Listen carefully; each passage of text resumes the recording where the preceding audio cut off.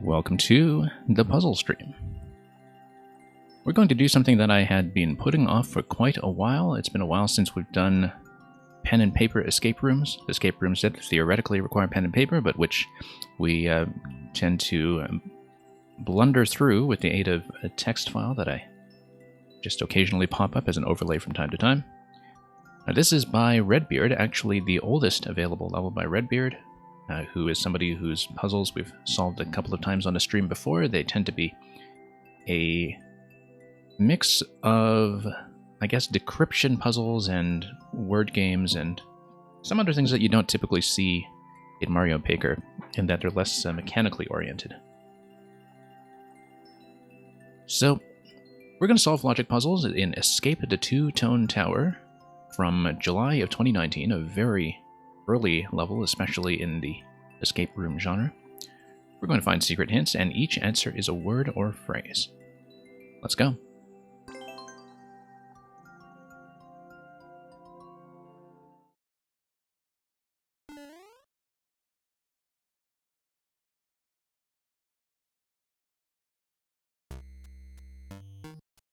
Okay, so we need to, first of all, leave this room. Likely is just some kind of P-switch activation that's within range, or... Oh no, you just tap some bombs and try not to die as you're standing right next to that. Just going to check all of these to be sure. I think that's just an entrance for the sake of being an entrance, but we never know. So, we have door number 1 over here. We have nothing else up here. Also, looking at these cloud arrangements, we're not really in the main part of the puzzle yet, but you never know if some of that stuff might later become relevant. So, let's get in. Okay, we're going to have a checkpoint right away. And given that we're still in the on state, the checkpoint won't affect anything except, of course, for the solution timer. And then we're going to have this massive grid, which has a whole bunch of elements in it, and is probably corresponding to something that is a coordinate system or something that requires us to match things along both axes. What I'm going to do is I'm actually going to count the blocks, because sometimes if they are, for example, things like letters of the alphabet, you can sort of narrow down the range of what these things mean or what they can represent just by counting. So 10 here. 20 here, 25. Okay, that's interesting. Rather than 26. Let's see. 1, 2, 3. So 12 by 25 is what we're dealing with. I'm going to screenshot this part in case we need it for reference later, and then we're going to screenshot the right part. And the vine in the center, which we can't see. Oh, we can't see the vine in the center. That's going to be a... We want it as a reference point, actually. Let's do this again. I definitely want that to be visible. If I can scroll appropriately, so we can just see the vine budging out just slightly. Because then we have a clear visual reference for the left half and the right half. Just in case we need to solve this from the screenshot later. Now, I don't know if hitting any of these question blocks will actually do anything. They are just coins, okay. That's good to know. We will eventually, however, want to get the key door. And so we need to somehow get to this location with a key. And we'll figure out what this means later. You'll notice that there is kind of a finite number of elements that can even be involved here in the first place. In that there are certain blocks that never appear. You never see something like P blocks, for instance. You never see something like the ice coin. So we may as well, actually, identify which blocks actually appear here, in case there's some kind of important designation with them later on.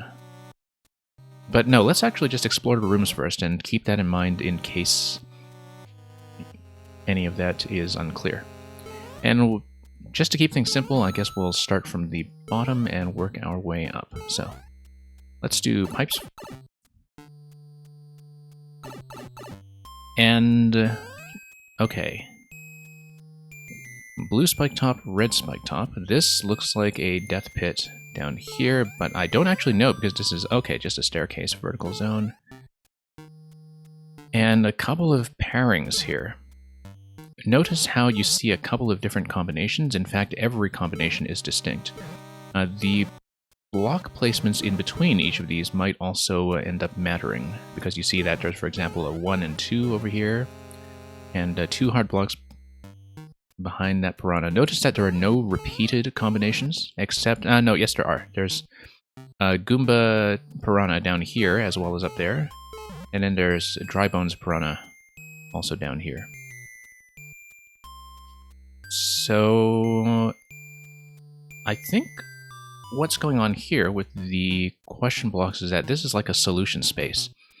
The description, and also previous experience with Redbeard's levels, suggests to me that the question blocks down here actually designate a solution that is a word that is 5 letters long, and that what we need to do is we need to figure out what is designated by each of these symbols.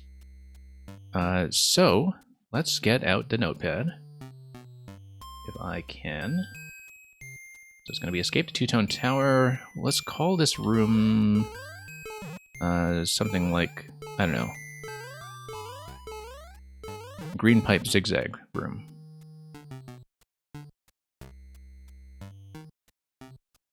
And then the solution is going to be 5 characters.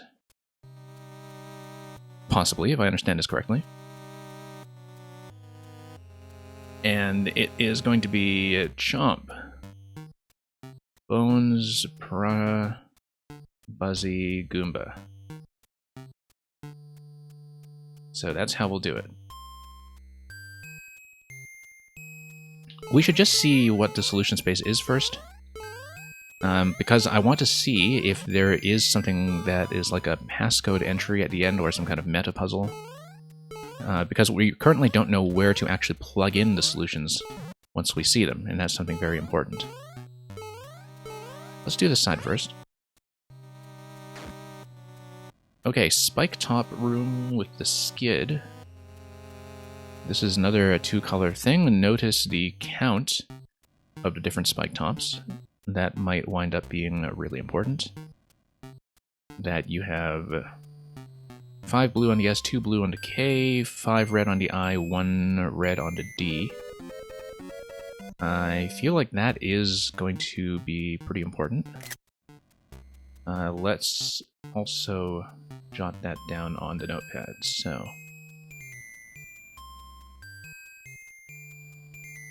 well, we'll see the screenshot for that, but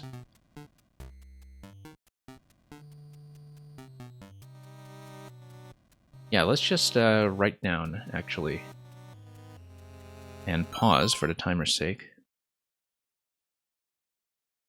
Each of these, just to see what's going on. 5 blue, 2 blue, 5 red, and 1 red. Spirit Wolf, I don't think that's the case. You're saying 5 red total? No, there's definitely 6. 5 here and 1 here. The pipe colors seem like they might also matter, although maybe that's just a thematic thing with the 2-tone tower. Oh, that's interesting. Because that's going to blow that wide open. Okay, that's interesting. That's progress.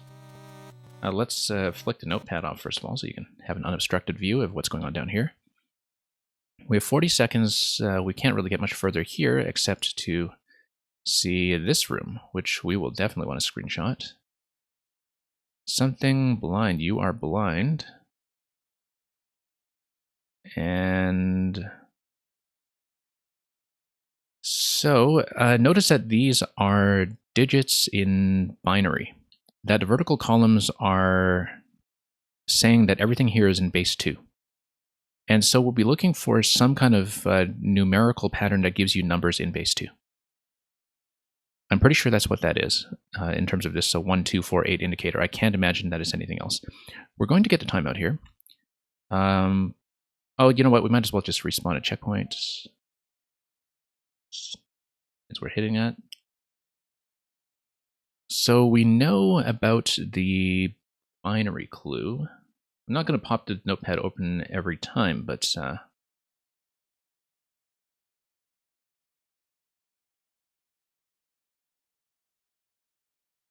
I'm just jotting that down privately for now, and then we'll just pop up the summary at the end if I get a little bit further. Let's explore this depth first to make sure we've cleared everything in the pipe. I didn't exit anything that was at the end of this vertical zigzag room, as we called it. Also notice that maybe the pipe color pairings may actually matter in terms of being able to identify the different clues. So for example, this is a blue-green room, and the other one was a red-blue room. And that may allow us to identify everything what's going on. Also notice, I think the You Are Blind room was a red and green room, I want to say. And let's just check that once again and break open that entrance. So yeah, we'll pop this. This is a bit of an obscure thing, I think, in terms of whether you're actually going to be able to reveal this clue. I mean, there aren't a lot of locations that are like that you're able to hit and spawn something. You'll notice with all these diagonals here that most locations will definitely not release anything. Unless it's hidden and winged, but I don't think this level is going to do that to me. So the You Are Blind room is going to be red and green, and it's also vertical. Let's mark down the orientations of the pipes as well.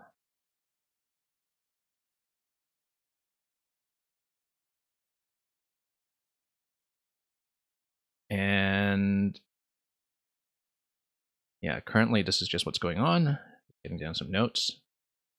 This is going to be red and green vertical.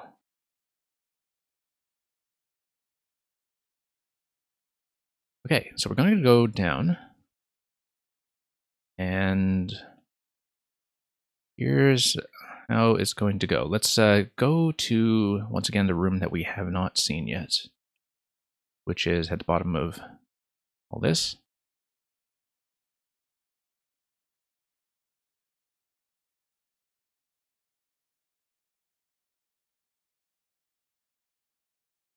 Oh, okay. Now, the thing about winged blocks is that if you hit them like this, they respawn when you come back in here in their original location. Especially, you can tell this because none of them are spawning vines. Also, I may have trapped myself, which would be bad, except maybe this door will give me a release.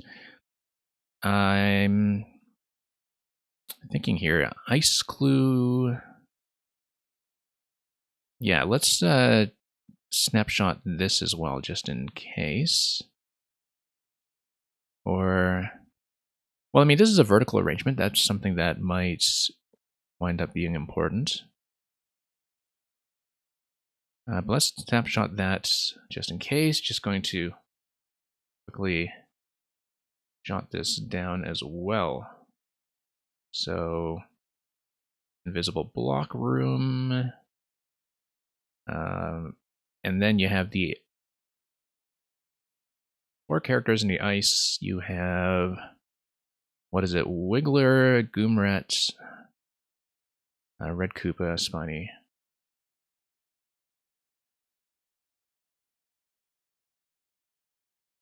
Okay. And let's check the door first before we proceed to the pipe that's under there. Okay, because this is going to give you some kind of key. This, we won't bother taking notes with it so much. We'll just do the screenshot. Notice the pipe color once again. This is going to be a yellow and blue, blue and yellow room. Notice too, I don't know if the order is going to matter with any of the pipe combinations, but the pipe combinations are always presented in both orders when they do appear twice. We didn't see that as the case with the red and green room, but we did see that with the other pipes. And it seems to be telling me that the two-tone combination does matter, but that the order does not. And so let's just screenshot that. Notice that each of these have corresponding arrangements to them. And it all uses that stack of characters from earlier that we saw.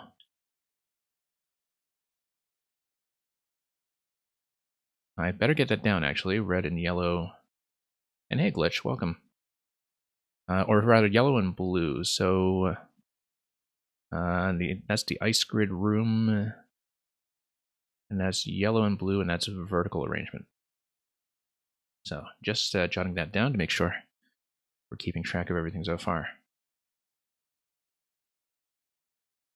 Okay, so here, because the blocks don't contain any vines, the ones that remain to be hits, or the ones we have already hit, don't spawn in. Now, this might be important. I wonder if we were supposed to see what those arrangements were.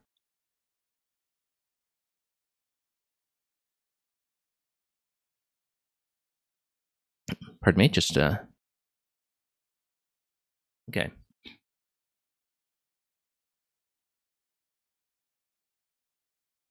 Yeah, let's go back here to this here.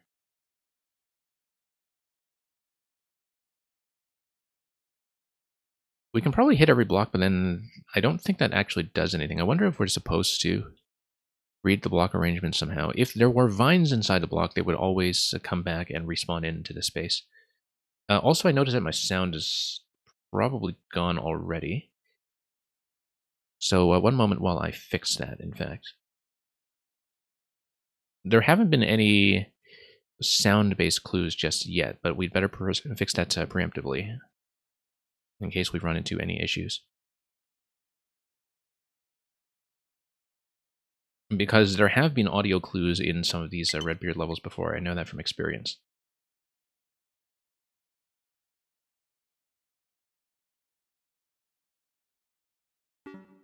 Okay. So let's continue on to the next room. Let's not worry too much about these blocks for now.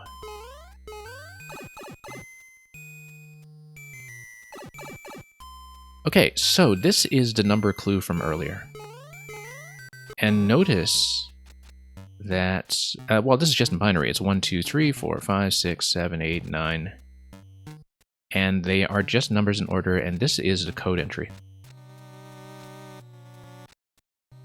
So it seems like this is probably a 0. Yeah, it is a 0 because of this column.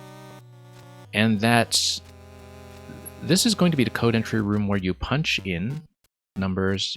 I don't know if the order is going to matter, but I assume they would because it might affect the order in which the skull platforms are going to be loading or moving a certain object. It seems that once you do everything in a certain order, then you might have something like a POW activation that is going to kill the muncher once you hit the P. So we found a code entry room. It's just at the bottom of everything in this first pipe that we've seen here. So yeah, now we know what kind of solution we're looking for. We're looking for a digit code of some kind where each digit can only be used once. So that will be the S-code solution.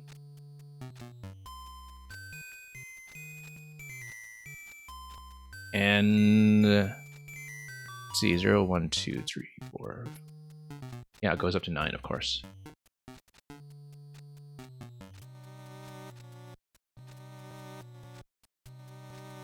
And where did I come in? Oh yeah, I came in from the bottom, didn't I? No, I came in this way. Let's go down. Ah, okay, here are the invisible blocks. If we hit all of the blocks, then this is going to reveal some important pattern. Notice, too, that this is also a red and green room, which matches the red and green clue that we saw earlier, which is you are blind. I think I actually have an inkling for what to do with this, actually, but yeah, notice these symbols to the right as well. So let's just call this the... Well, we'll call the other one the flying invisible block room. Call this the invisible block room. I've got 20 seconds left on this one.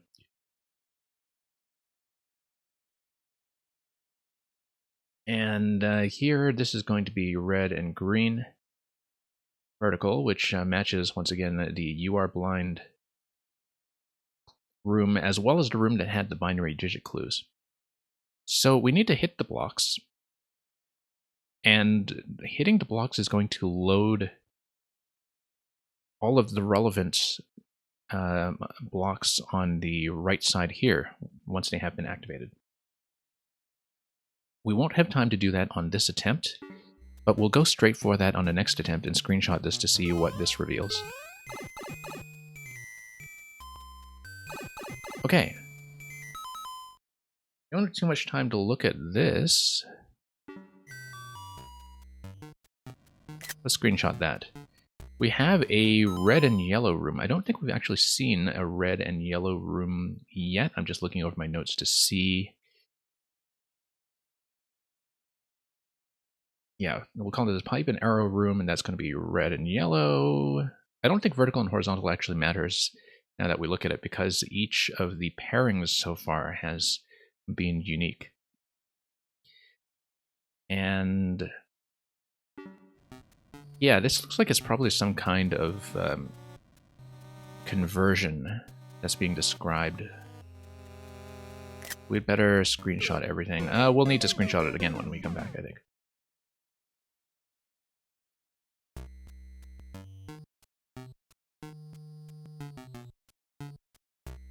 Okay, let's do this again.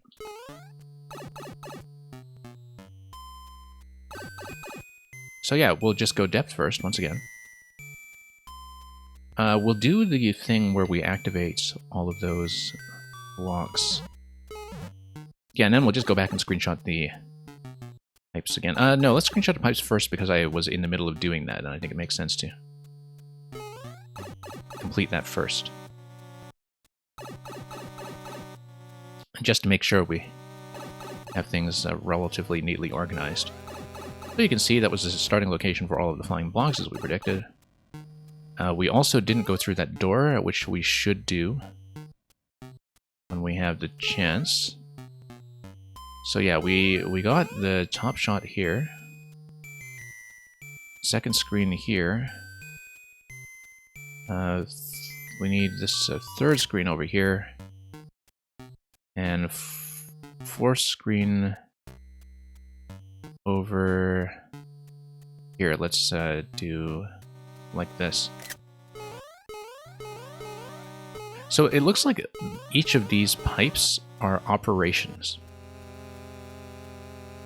And so they're kind of transformation operations, I think, where it takes that vertical stack of objects and rearranges them somehow into what you need. And that the question mark is ultimately what we are going for. Which means that, yeah, you'll notice that everything on the left side here, it also just goes up to 5. You'll also notice that repetitions are permitted, as with these 2 ice blocks that are in the column here. That it's almost like some kind of shift, in a way. But yeah, each of the pipe combinations then will perform some kind of operation, like how this one, for instance, lops off the ice block on top. This one collapses the 2 in the middle and flips them. This one kind of takes the 2 ice blocks and collapses them. Now the question is, if you decompose each of the pipes into one unique operation, then what do you get? And can you solve it from these alone, or do you need the assistance of the pipe combinations that we saw earlier in the other clues? So, for example, if I look at... have we actually seen a blue and yellow room? Let me just look at my notes. I don't. Yes, we have. That was the ice grid room. With all of the other visual clues we saw earlier. I don't know how much that's going to matter, or if we are actually able to figure out the operations and decompose them just using what we have here. The way I would do that is you would take a pair of these that either has a shared first operation or a shared second operation, and you would just try to reverse engineer that to determine what the other one is doing. I think you would do it with the shared second operation, right? Well, like, for example, if you take blue to yellow, and you take green to yellow, then if you isolate them, and based on their common properties, you would be able to isolate what the blue pipe is doing differently than the yellow pipe, if that makes any sense. You do ultimately need to decompose each of the operations, because that's the only way that you're going to find that this conversion that's on the right side column.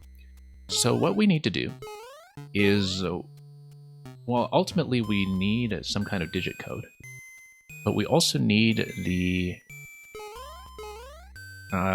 transformations. Let's get this down in the notes. Transformations that are going to be in this order: red pipe, blue pipe, green pipe, yellow pipe. And we'll need to decode that by doing everything else in the level, which I don't think I've actually explored exhaustively just yet. So let's continue.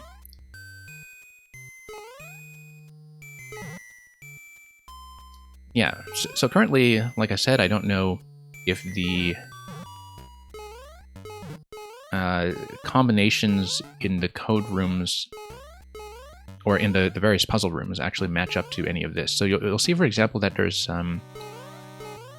this room is the red and yellow room. But then I don't see any kind of correspondence between what this room is doing and what this red and yellow operation is doing. So I think this might just be an isolated puzzle by itself, but we'll figure that out. We have to go back and do the invisible block thing. Let's check the door on top first to make sure we are kind of covering everything depth first as we go, so we don't miss any entrances. This is worse. We can tap some of these to see if there's anything. Notice that these 5 characters correspond to each of the symbols that we see in this room, that you only see those unique symbols, I think. Is there a donut block one? Yeah, exactly. So the worst room gives you this. Let's pause this.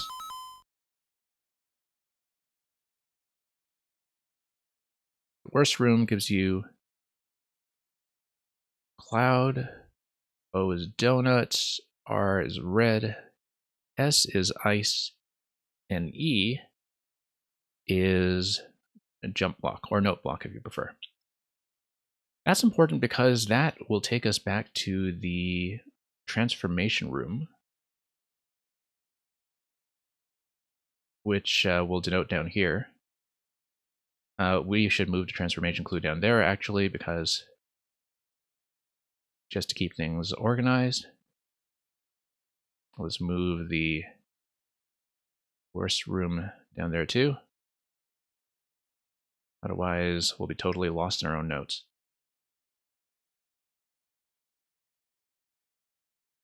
So we know the following.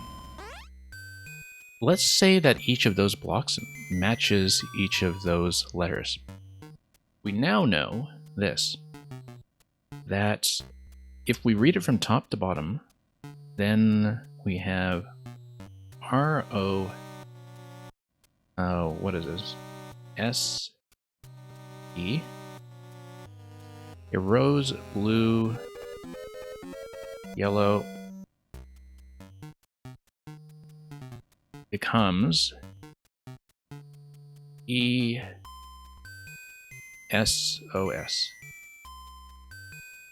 This is going to be a much better way to keep track of what we're doing, actually. Let's pause here as we go so we can actually...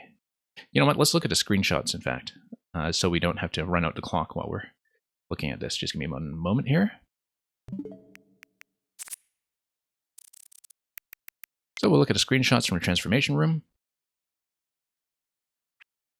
The ultimate solution that we're going to be looking for at the very end is going to be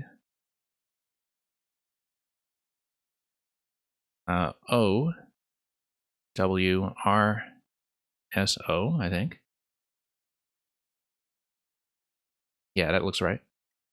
And then we need red, blue,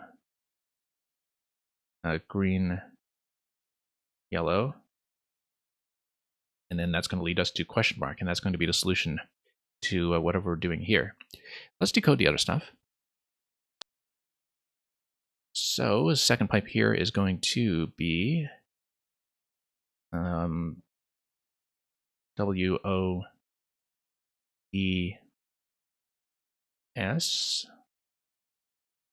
and that's going to be yellow, red, and that's going to give you something totally different. You know what? We know then that if we're following this letter code, that the clues that we're going to get, or the solution that we get at the end, is going to be some kind of sub-anagram of the letters that are available to us. So that restricts the solution space quite a bit. And that even if we have partial information, we may be able to solve this just by anagramming well. But it depends on how complex the operations turn out to be. Yellow to red is going to give you something completely different. It is going to give you W, S. What is this? E, O, W. Okay, third row here, it's going to be E, W, E, R, S, and then blue, green. That's going to give you just the first three characters here. So there's like a truncation operation. Like there are going to be some shifting operations, some truncating operations, some things that add blocks. In fact, if there is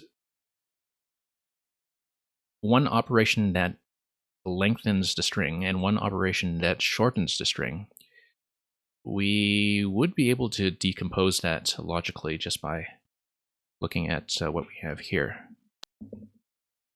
So next one is going to be cloud, is going to be what? W, E, I think, R.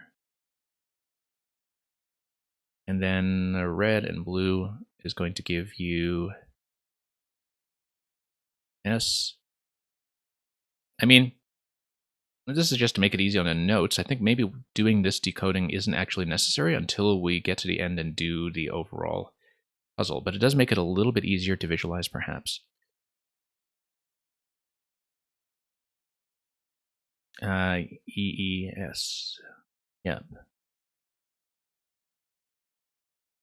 So I wonder if some of these operations, like two of these pipes might give you, or one of these pipes might give you like some kind of +1, and another one of these pipes might give you some kind of -1. But we'll take a look at that in just a moment. It's going to be green, yellow, that just gives you RS. So you can see that we've subtracted 2 characters there. Finally, you have this one, which is SOWS, and it's going to be red, and that's going to be green, and that gives you OWS. WS. So yeah, let's see if we can look for any kind of commonalities between each of the colors and whether they add or subtract characters. Doesn't matter which character yet, we just want to see if they do add somehow. Because it looks like that might actually be the wrong way to go about it, looking at what we have here right now. Because you have blue and yellow as the first one, and it doesn't manipulate the total number of characters, but then you have blue and yellow operations later on that lengthen or shorten the string. Let's think about that for just one moment.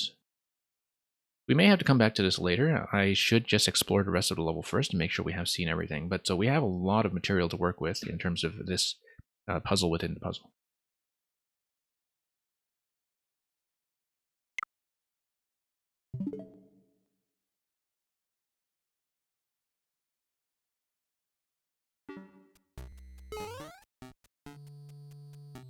So yeah, let's just continue for now and see what we can do. Okay, we haven't looked at this room yet, have we? Oh, did I look at the one up top? We had the invisible blocks, we came down here. Yeah, the one up top was the worst room. Possibly we're missing some additional context for this room through this door. No, actually, this looks like it refers to something completely different. This is going to be green and yellow. Have we already seen a green and yellow? We might have. And I'm just scrolling through all my notes here. We've seen blue and green, red and blue, red and green, yellow and blue, and red and green. No, we have not seen green and yellow, so this is something new. So this is going to be the one-way panel room. That's going to be green, yellow, horizontal pipes, not that it matters, as far as we know. And then that's going to give us a unique enemy object in each of the rooms. And once again, we have a bomb that will reveal something. Great.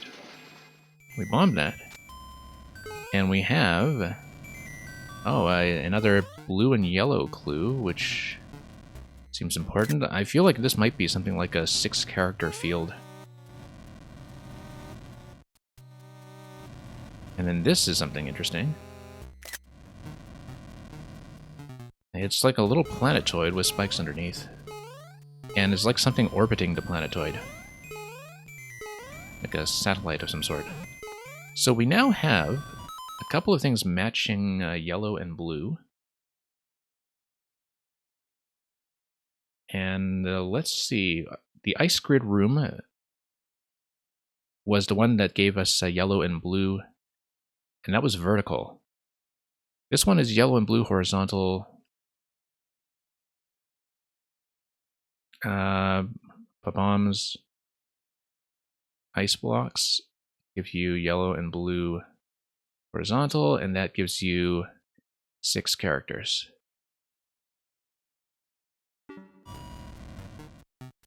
Green and blue, as we time out here, is going to match to the zigzag room earlier.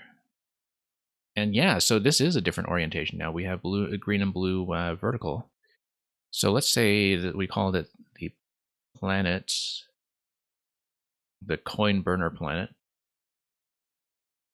And with the red moon that's orbiting the thing. That's going to be red and, sorry, that's going to be green and blue, and that's going to be vertical. So I think the color matches are going to be important to us in the long run. I just don't really see why yet. It could be that this thing we're seeing here with the planetoid is the thing that's going to match up to the clue that we saw in the earlier room with the matching colors.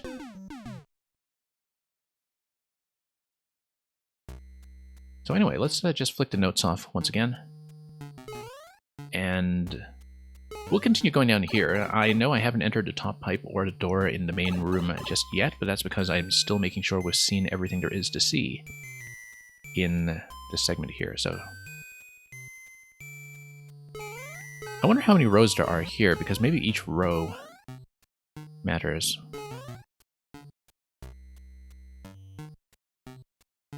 Eight rows, matching up to these 5 objects at the end.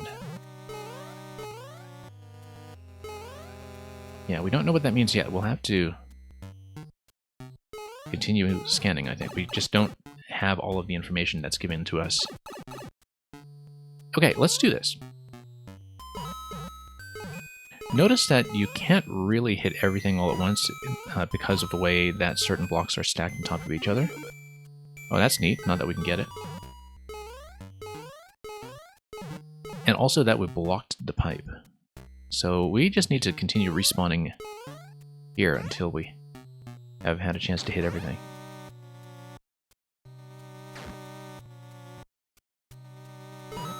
So yeah, we'll hit this guy, get as many of these as we can, and we'll just need to respawn, fill everything in.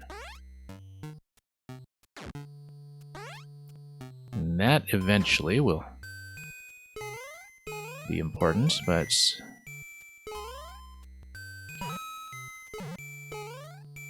okay. Need to hit some of these a bit more accurately, perhaps, just to get anything out of them. And I just want to fill in the clue completely in that other side, so we're not left to rely on memory here for the arrangements of these flying blocks as they come in. So one thing I don't know yet is how many digits the code entry is going to be at the very end. It is going to be a certain number of digits, but yeah, let's respawn once more. I think we should have just about everything. But we do have to hit them all.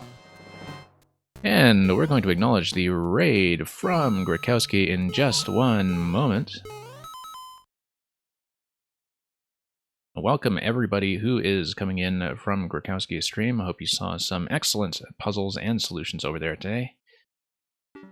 This is actually a code I got from Grakowski's stream quite a while ago. I don't know the solution. I specifically avoided watching that so I could figure this out from scratch. It is The Oldest Escape Room by Redbeard, whose escape rooms we've featured on our stream from time to time before. And we're still doing the initial scan for clues after all this time. I've been on this for probably about half an hour, and we're still just collecting information. So far, we've got some fairly extensive notes about rooms that correspond to various combinations of pipe colors. And we'll have a chance to explain all of that when we actually put some information together, because right now, as I said, we're still just getting organized, really. So, thank you so much for the follow from Funked. Speaking of which, Funked, I don't know if you ever had a chance to catch up on it. A little while ago, we did play through the entirety of your Super World. I thought the random generation, or rather the sort of randomizer puzzle that was in World 2 was particularly notable. And Grakowski, congratulations on doing the things. Very important to do the things. Okay, so here we are. We finally filled in all this stuff. I don't think we have any flying blocks left on this side, although I'm not actually sure about that last road there, unless it's meant to be blank. So yeah, let's screenshot the top half. Let's screenshot the bottom half. Looks like we have 5 of these things to fill in, as well as this on the right. Oh, that's a bomb, okay. That was unexpected. That was unexpected. Okay, let's take a look at this. Aha, now we have something that corresponds to this spiny room. That's a breakthrough. So 3, 2, 1, 1, 2, 3. Okay, so you have the letters pointing to the middle. And yeah, Funked, I do save my old VODs long term. I'll see if I can dig that up for you. I remember having to do some of that over 2 sessions because there was one particular solution in the randomizer series that I took a while to get, I think. I had to kind of take a break from it and come back to it much later. But I'll see if I can dig that up. Yeah, because that one was an experience. That one was quite memorable. Now, let's see here. And yeah, I do try to save as much Mario Maker content long-term as I can, specifically because some of it is quite fun to refer to later, and also because I'll otherwise have no way of digging it back up properly. So let's take some notes here. We finally have something that matches the skid room. I think skid was the relevant clue there. Let me see if I can just get the notepad back up. And we'll match this to the spike top room. Spike top clue is going to be... And yeah, notice that every time we have the pipes, they have kind of vertical configurations that are matching to horizontal configurations. And I don't know yet what the 1, 2, and 3 are working with. I think maybe blue is subtraction and red is addition.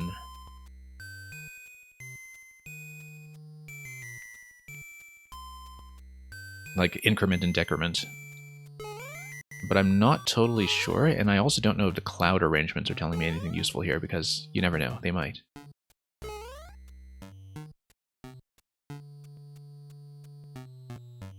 Okay, let's see what we can do here. So this stuff matches...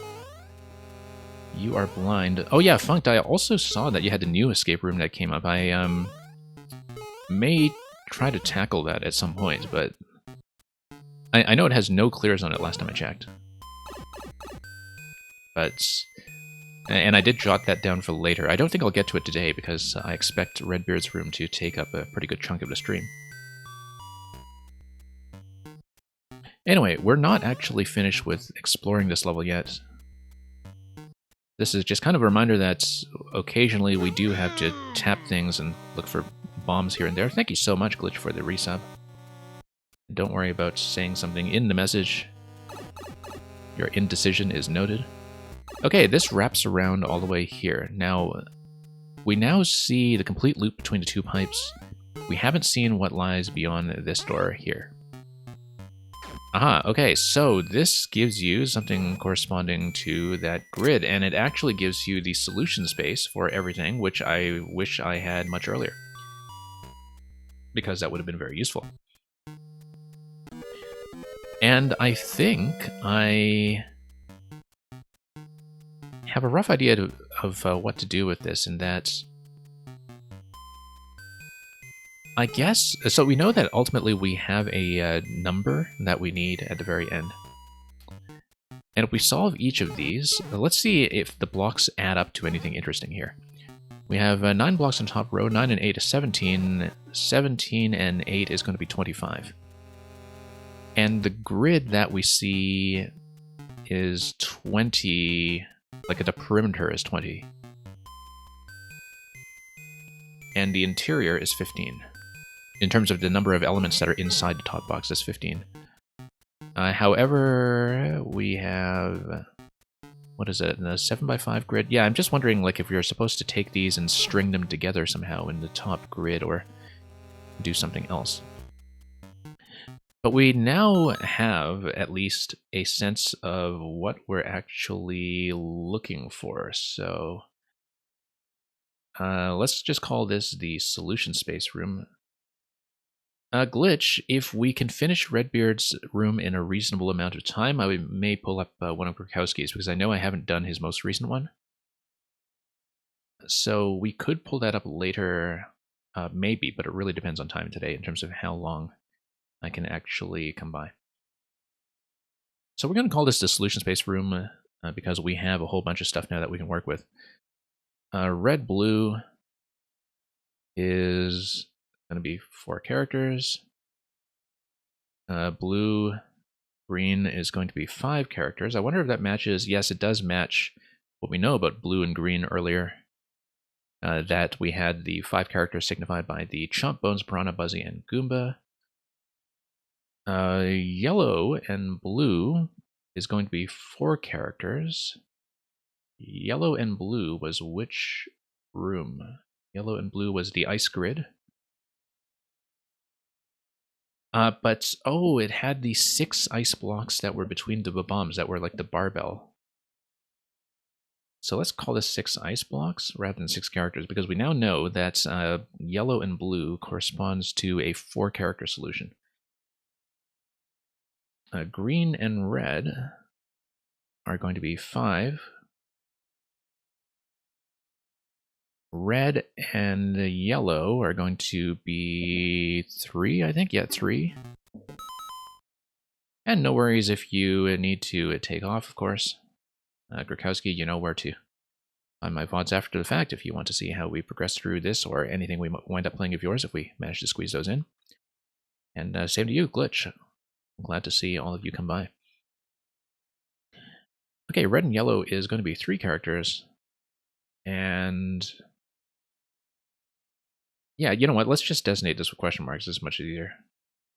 4, 5, 4, 5. Thank you so much for the sub, Funked, right from coming in with the follow. Yeah, we do puzzles somewhat regularly here. We're going to be devoting most of the midweek streams to 5YMM starting next week, but if we have some time left over at the end of the week, we'll pop some puzzles on top of that as well. It really depends on how many streams I take per week to actually get through the 5YMM levels that are being released every Sunday, starting on the 15th of August. I think most of you probably know about the event by now, but that is really something to look forward to. Okay, yellow and green is going to give you, what was it, 4 characters at the end here. So I don't know how this translates to that above fragment. But let's see if we can actually find that specific fragment in the main room, because maybe that gives you a box within the box that you should be looking at. And if it gives you a box within the box, then maybe that is indicative of some kind of conversion to a number that we will need at the very end. This is going to be difficult to look at. Here, I think we actually do need to go to the screenshots for that.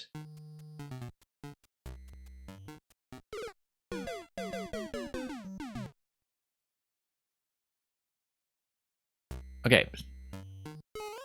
So, we need a particular arrangement here that is going to begin like this. It's going to be brick, cloud, coin, donut, red. So we should look for that arrangement to see if it exists anywhere. And this will take me a moment to scan, I think. But we'll just look at every brick and see if that actually exists somewhere on the grid. And I'm just looking through this very carefully. I wish I had a drawing tool, actually, such that I could locate exactly what it is I'm looking for. We see brick, cloud, trampoline somewhere here. We see brick, cloud, P. Let's take a look at the right half. Enhance. We see a lot of brick followed by spike. We see... what else? It's possible that the arrangement we were looking at inside that box doesn't actually exist on this screen, and it's just supposed to map to some kind of decryption system that we figure out on this screen. Because right now, I don't think I see something like that. And it may be that we need to understand this correspondence a different way. Where once we fill in the letter clues, we'll still need to figure out what the transformation is going to be. And we determined earlier that the grid is a 25 by 12. You started by looking for a mushroom on a POW, which you don't see. Okay, yeah. And welcome document.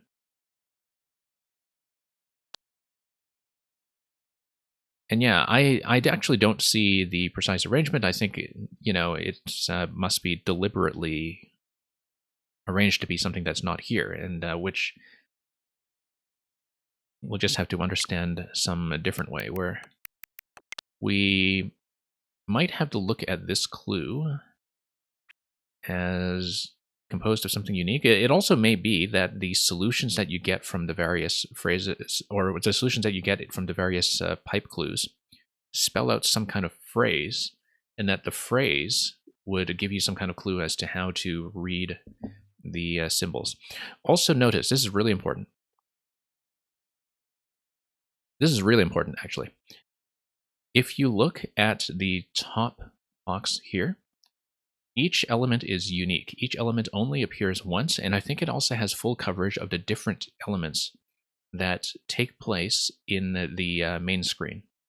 So it could be that we're kind of reading this backwards, and that this isn't a solution, rather this is actually a key.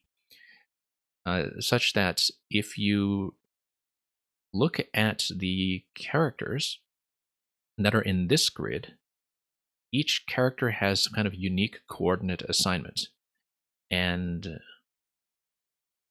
then we take whatever we get out of this top box clue here in terms of, you know, having a coordinate, like a question block to question block coordinate that is assigned to each distinct object.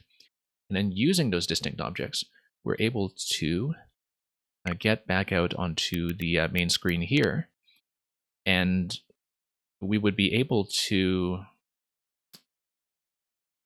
figure out what the different correspondences would be. I don't know how that's going to work yet, but we'll get there. So, do we actually have all the information we need at this point? So I think what we determined so far was that each of these clues in the solution space come in a pair. That you have to find a pair of rooms that has the same pipes, except for the worst decryption room, which is the red and yellow one. That stands by itself because I think that's sort of a self-contained logic puzzle. So what we can do, yeah, and the binary digit thing, of course, just gives you a way to understand a code entry at the very end. I don't think it's really significant for anything other than that. So it's possible, too, that we may have missed some bomb locations that give you some additional context.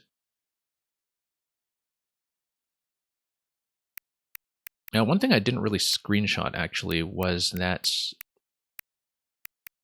whole series of clues on the zigzag room that was green and blue. I think we might want to go back to that. But we can also deal with the information we have here. So, for example, I think this is what's going to happen with this clue here. Notice that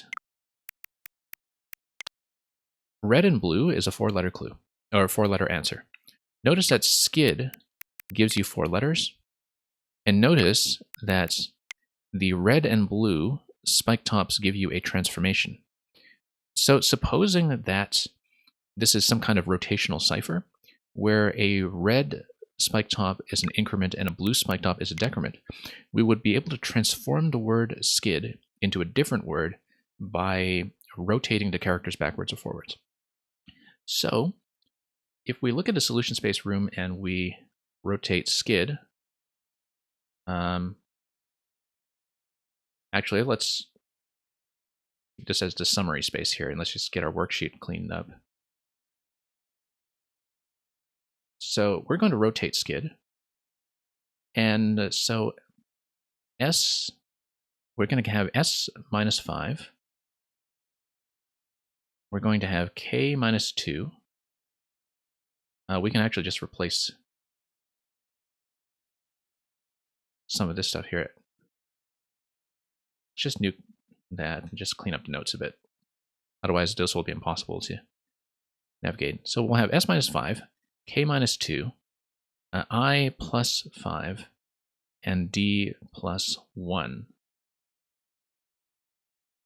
And that's going to give you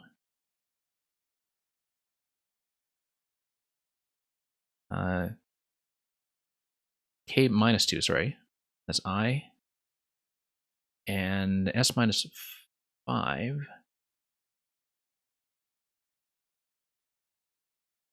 Nine. So that's going to give you a number. So we know that the first clue here is 9. Interestingly enough, if all 6 of these give you single-digit numbers, they would correspond to numbers that would be in the code entry at the very end, except... So let's say, for example, that each of these clues winds up with a number. You would be able to constrain what each of the solutions could be. So for example, let's just jot this down. 1, 2, 3, 4, 5, 6, 7, 8, 9, 10. So this is just a wild guess. It might not be. It might be that this is a phrase rather than a sequence of numbers. But if we see them as a sequence of numbers, that begins to give us the first kind of insight as to what the code entry could potentially be. What we would not be given is an order, because we don't know whether to read them kind of horizontally or vertically, and it could be that the way that is revealed is using the grid clue that you see with all of the objects on top. Because we would be given a combination of numbers that we can use, but we wouldn't be given an order to punch them in. If it even matters, it might not matter, but I think it would, because if the order didn't matter, you would have, first of all, a lot of trouble with the skull raft mechanism that is in the code entry room. And secondly, the complexity of the solution would be severely decreased. And so I think the order will matter, in that the order is going to be revealed somehow by this gigantic mess over here. Maybe. Maybe. It's not really clear. It could be that I'm totally wrong and that this is actually a phrase. But we'll see, because one thing we know how to do is this. Notice how if we go to the pipe and arrow room, which is red and yellow, we know that the red and yellow room is going to give us a solution that is some transformation of this character set. So we can already test our theory, I think. Because if the red and yellow room, yeah, that is red and yellow, is just going to be a transformation of this stuff. And it gives you a 3-letter solution. And actually, 10 isn't even part of this. A 0 is what we would need, if so, if this were the case. because we know that the code entry is from 0 to 9. You'll notice that none of the 3-letter solutions actually correspond to either 1, 2, or 6. Like that you can't actually get 1, 2, or 6 using the transformation of the letters in worse. So this probably isn't something that is confined to numbers for each solution.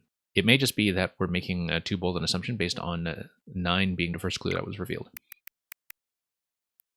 But if we go back to this room over here, we are, of course, assuming that this is just a transformation of the same character set that we were given, and that there's no additional manipulation at the very end. Because it could be that, the operations here give you some other kind of transformation as well, like, for example, incrementing R to make S. And instead of being some kind of, swap function or deletion function or something like that. So the question is the solution space for the 3-letter answer to red and yellow something that is constricted to the character set WORSE? We don't know that yet. We don't know that for sure. But we do know that if it is the case, it's not going to give us a number. At least not a 1-digit number, I don't think. Yeah, because 1, 2, and 6 just can't be made using what we have there. So instead of doing that, let's maybe just forget about this idea for the time being. I don't think it's actually going to be relevant. But we can consider red and blue basically solved. We can then look at some of the other stuff. Let's see what kind of breakthroughs we can make with the other clues so far. We know that yellow and blue now gives you 4 letters. And that corresponds somehow to this thing with the 6 ice blocks that looks kind of like a barbell or something else. Or a pair of glasses, or something to that effect. Let's go back to this grid here. You can see, actually, no, never mind that. We know that you have this arrangement of ice blocks here that is very similar to, I guess, the different kinds of arrangements you see here. Well, I'm looking at the ice block placements, and you'll notice that some of them are duplicated, such that I think maybe this is another decryption clue that we would need to match to this thing here, which may or may not correspond to the whole binary digit thing that we saw earlier. Notice that none of these operations have ice blocks placed on the corners, that all of them have directions that are northeast, west, or south. None of them have corner pieces, which is sort of important if we mean to interpret this thing somehow. You think this one took you somewhere between 3 and 4 hours. Good to know. It may actually take me the whole stream then. But we'll see, because one thing that I've discovered with Redbeard levels before is that I was able to shortcut some clues in the past just by thinking about the solution space of the word games. So, like, this one I think was really straightforward. I think there's absolutely no question about that. Assuming I didn't really mess up with my counting. Because what is it? N, O, P, Q, R, S. Yeah, okay. So I didn't mess that up when counting backwards from S. Yeah, like the transformation operation here, we should be able to pick apart logically, although it does concern me slightly that we haven't maybe found a second corresponding clue room for that, the way we have for some of the others. Because it's entirely possible that I missed some kind of bomb that I'm able to tap somewhere, because that seems to reveal consistently some of the corresponding clues that we need. It gave us the clue to this one. It gave us the sort of numerical clue and you are blind message here. Speaking of which, So you are blind makes me think that well, we hit invisible blocks and we created these things that are on the 3x2 grid with some kind of symbol on the right side. I think this might actually be something we read in Braille. But let me take a look at the character space for this first, whether it's a 5 characters like we see here. So red and green gives you 5 characters. Yeah, that's correct. So I think we just read the left column, and I don't think the right column particularly matters. I think I need to pull up a Braille alphabet chart because I don't actually read it. But yeah, because the Braille system is also on a 2x3 grid, and that there's a series of numbers that's assigned to everything. So let's go down to the blind clue. Matches up to this stuff. And it's not 4 characters. What did I say 4 characters in the ice? Oh yeah, no, because that's the door entry that corresponds to the ice grid room.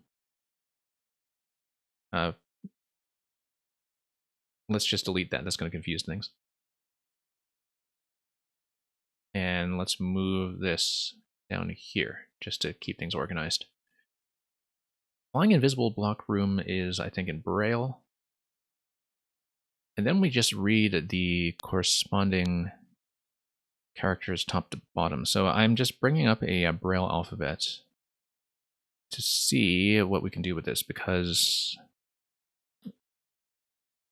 yeah, I really think this is going to be good. Also, it actually gives you numbers.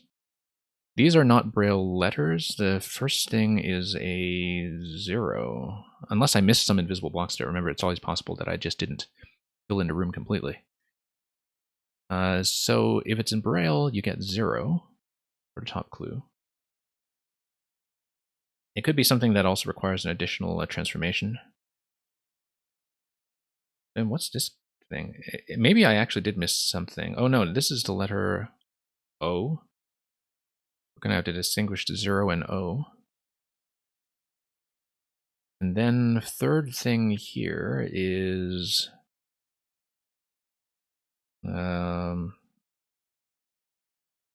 this is literally a blind playthrough. This is going to be N. 0 on. That's interesting.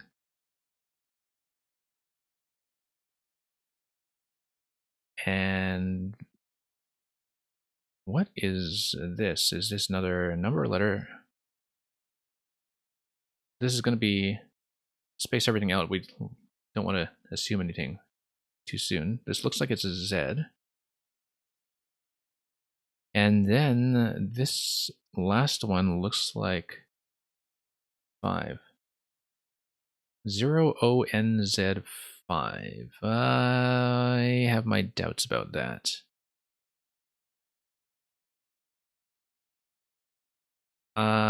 Unless that is meant to represent something else. Or unless maybe there is some kind of additional cryptographic scrambling that we need here.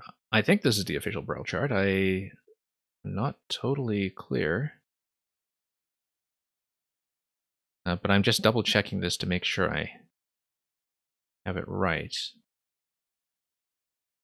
0ONZ5.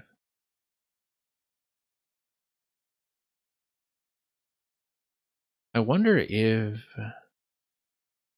we need to read this some other way, but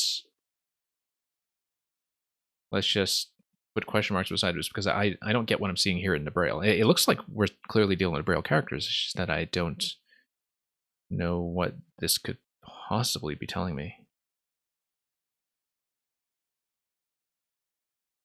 And I think this is correct. I don't know, because I don't know if there are multiple standards that we should be dealing with. I am looking at the Braille International Standard. And I'm just trying to see if there's anything else that we can do with this to give us any clarity. I wonder, in fact, if the pipe arrangement matters somehow. Because look at how we haven't really been paying attention to order. So notice how it goes green to red over here. I didn't actually see the original arrangement in the You Are Blind room. It says green to red over here as well.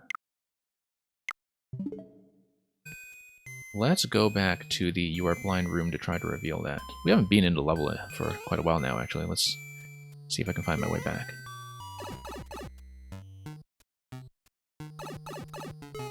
And yeah, Grakowski, I was kind of aware that this was his earliest level as well, so I don't know if some of the tropes that we associate with a Redbeard level had been all that established yet at this point, but it helps that you have verbal clues, though, because verbal clues do allow me to mess around a little bit. So notice how it goes red to green here. It might possibly be that we were reading that stuff in the wrong order and that we needed to flip it around, but I don't think so. 0 on ONZ5. Maybe we're supposed to read that visually somehow.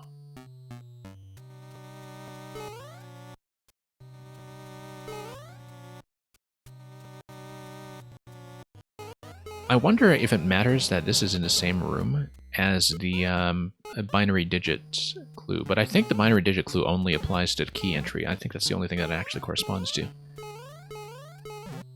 Let's make sure we actually hit all the invisible blocks. It could be that, you know, if you miss even one block, you could be looking at the completely wrong Braille character just by missing one dot. And so if I didn't hit every block exhaustively, as carefully as I thought it was, then that's going to cause some problems. So, but I think we got everything. Whoops. Let's get out of here. Very slowly. There we go. Did I block the pipe? No, I didn't. Let's go back down.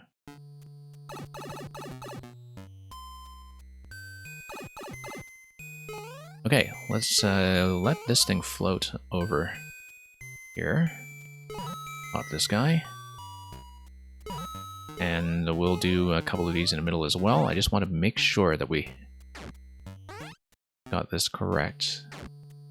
Like I said, there could be some additional cryptographic scrambling that we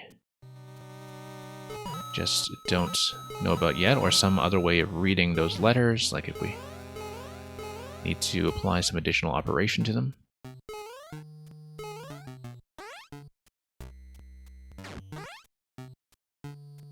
I don't know, for example, if this is necessarily relevant to what's going on here with the blind clues. We do know that I'm still missing some blocks, I think. We know, though, if we are missing any blocks by whether we see anything begin to fly when we enter the other room. But we can't really see the bottom of that room, so I need to be careful with these bottom elements first. Just gotta make sure we hit everything. I think I did. Okay.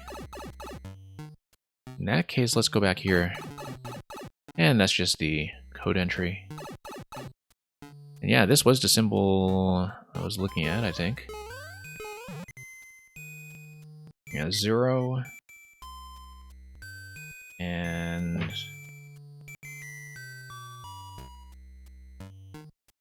let me just double check here. Yeah, 0 O N Z 5.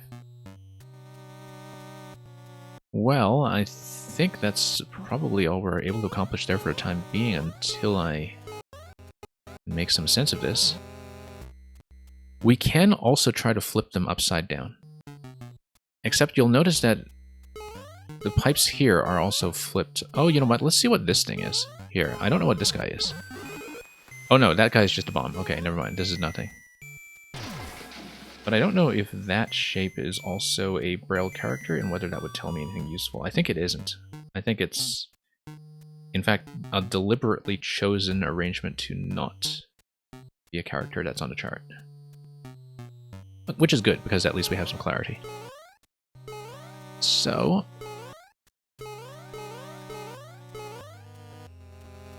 yeah. I doubt flipping anything around will give me anything then. Because I just... I mean, we know that Braille has to be 3 columns tall. It's not going to be some kind of 90-degree rotation or anything like that. And given the pipe arrangements that we see both red to green and green to red here, I don't think inverting anything is going to give us any results. I would highly doubt it anyway. So we've gotten as far as knowing that this is going to be something in Braille. And hey, Electro Dude, welcome. Let's go back to these screenshots to see how we're progressing with any of the other clues, because we have hit a bit of a dead end with the Braille clue. Oh yeah, I haven't even looked at the Piranha Plant room properly yet. Because that corresponds to the planetary orbit that we see later, and that thing I really haven't even begun to understand.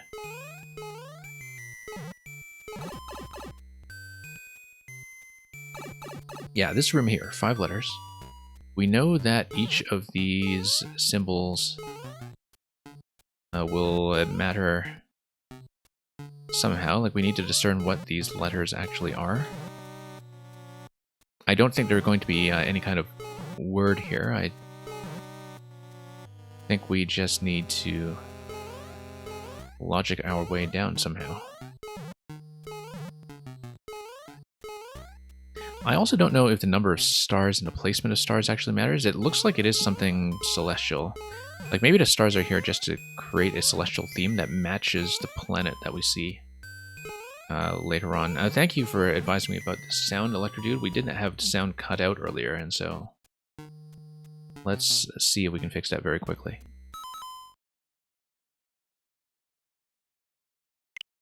And yeah, sometimes we run into some issues, so it's good to hear about that in case we have that recur. Lately, it's been much better than it used to be. But I definitely want to get some of this stuff sorted out before we're running 5YMM next week.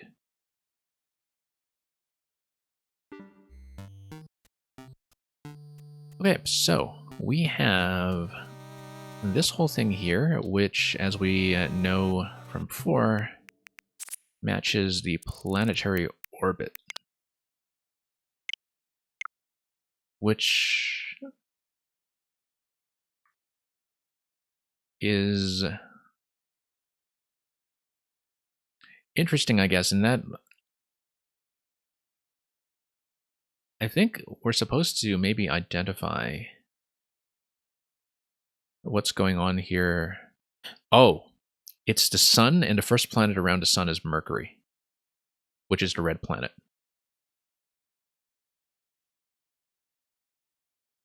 I think so.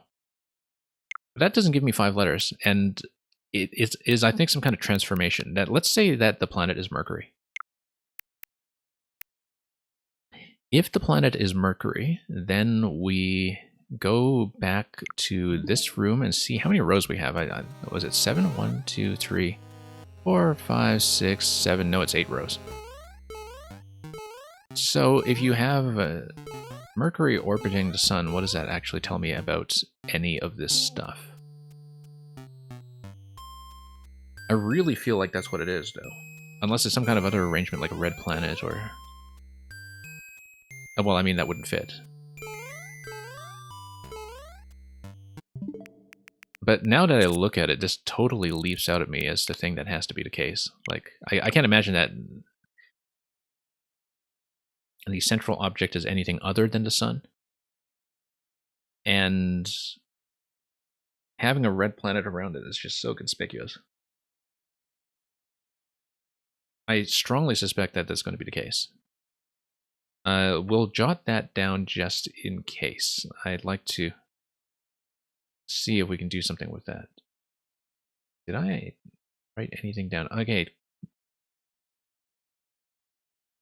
Mercury? Put a question mark behind that because I don't know how to translate that to anything that we're seeing in this room here.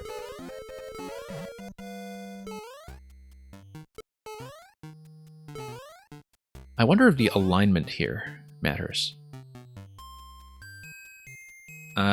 Because as you can see, things have a particular spacing to them. I also wonder if the number of distinct tokens here, in terms of the groups between each of the bricks, also matters somehow.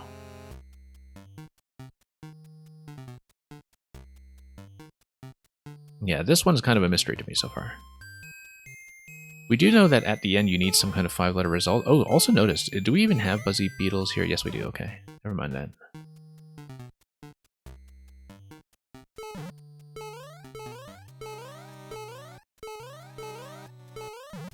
Well, we are going to time out on this properly. I'm just looking at each of these as distinct units where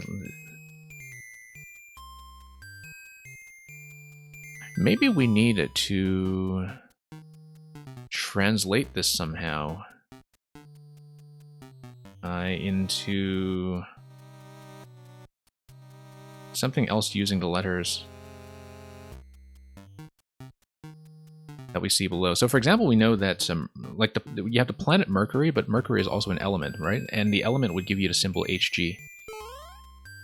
And if it gives you the symbol Hg, I wonder if these are actually all going to be elements, because that's the only way that you would have things that are composed of 2 letters.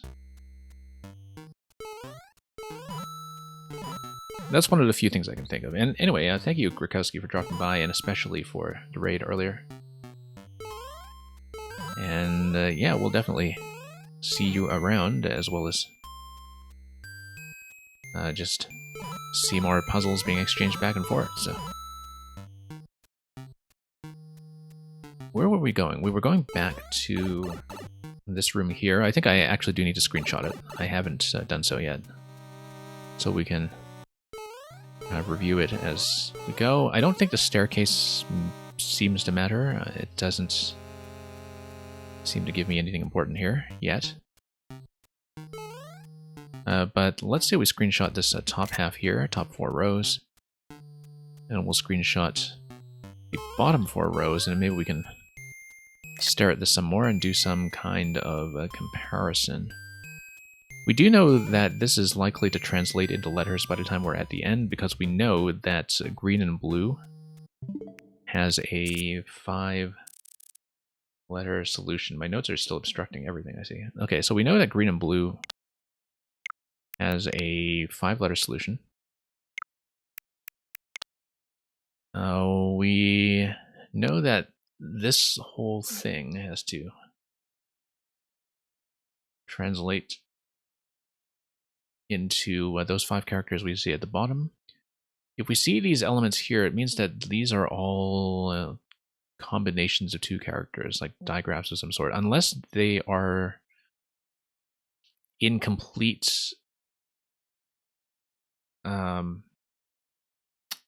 strings that require us to fill in the remaining blocks. Yes, I get it. These are planets. There are 8 planets, and the characters match. So look at these top 4. It's Mercury, Venus, Earth, Mars. Look at these 4. It's Jupiter, Saturn, and Uranus, or Uranus, depending on your preferred pronunciation, and Neptune. So each of the blocks just blank out letters that are not relevant to us. All of the other ones just give us the letters that are in the corresponding names of the planets. So we have this. So we know that Chomp is the third letter of Jupiter, which is P. We know, let's just fix my notes here.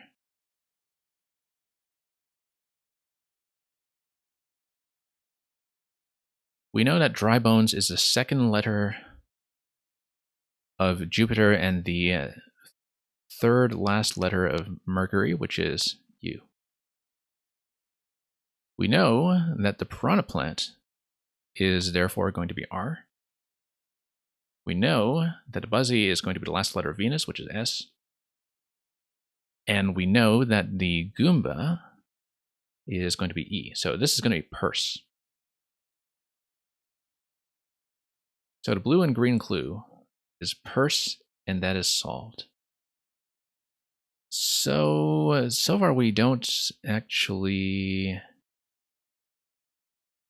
Well, I mean, we've confirmed that the solution space is not going to consist entirely of numbers. We know that the two solutions here are 9 and purse. But that's effectively finished, I think. And then now we can do the other ones. The Braille one I will need to think about a bit longer, I think, because right now it just feels like we're looking at a little bit of junk here with the 0ONZ5, unless there is some kind of character rotation, like some kind of alphanumeric transformation that has to go on with that. Unless we're supposed to read that some other way. Like if I just try to write this out in different ways to see if there's some way to make sense of that. Like if you're supposed to read the 0 as an O and the 5 as an S or something, like you might on a calculator. I don't think so. Because there's no reason why that room wouldn't just give it to you straight, right? Like if everything is just straightforwardly supposed to be read in Braille, you just do it. And so I think we're definitely missing something with the you are blind thing. However, notice that the clue said, it didn't say you are blind sort of in words. It said you are blind. Which tells me that we should actually be reading this like it's sleet speak or something. And that we should be reading this in the same way that you would read you are as you are. So we would have 0 when, like we would be reading it like phonetically.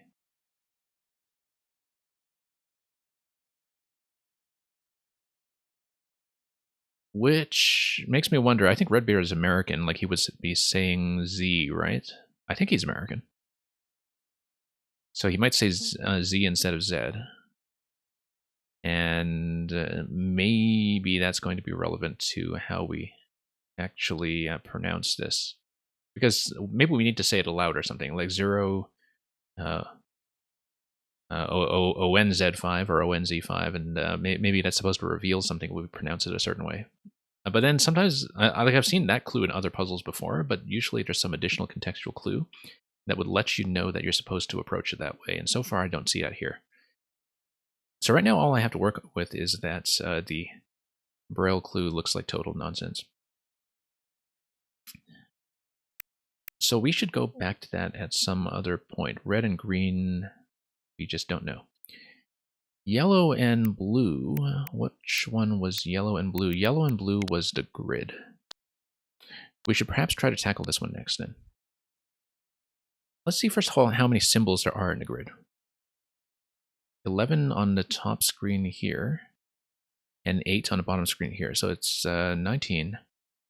And you do have repetitions. You'll notice that there are repetitions in both the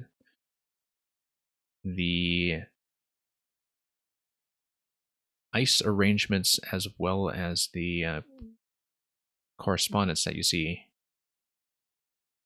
between the ice arrangements and the elements that are inside. So for example, you know, on the top row here, you see that Wiggler on top of ice block by itself just appears twice. We need to map this somehow to the bomb clue that we have much later, which I initially misread as something that's 6 characters, but which is clearly something else. So this string of bomb to bomb corresponds to something that we need to establish using both the clue at the door,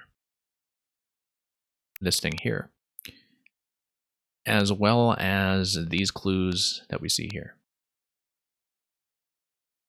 Like I said before, right now, this thing on the right, I don't really know what it's getting me. It might just signal that this is the room that contains all this stuff, but I would assume that maybe it gives you some additional context.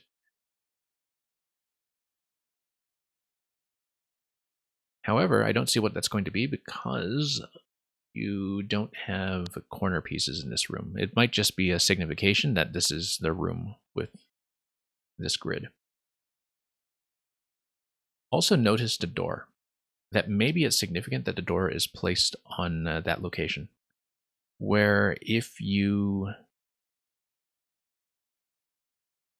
read the grid, maybe you're supposed to figure out what goes in place of that door. But I don't see how that transforms into anything like a 4-letter word.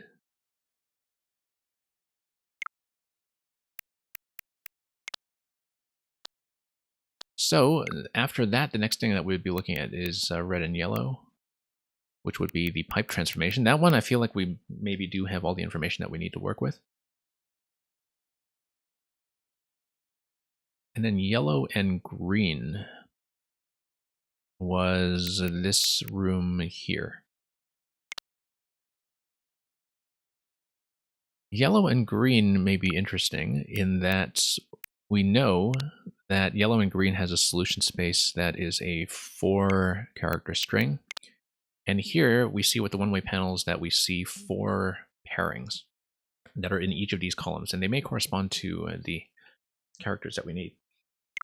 Now, did we actually have a second clue room that corresponded to the green and yellow room?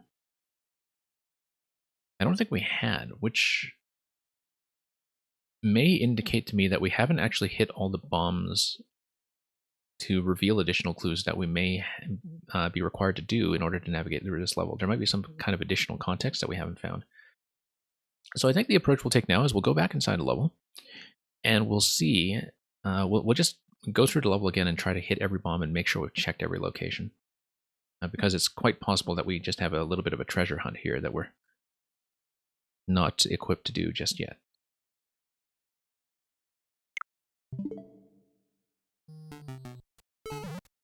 So maybe we should just start over and check everything. So we know what's in here, though. We know that this bomb gives you the binary digits as well as the you are blind.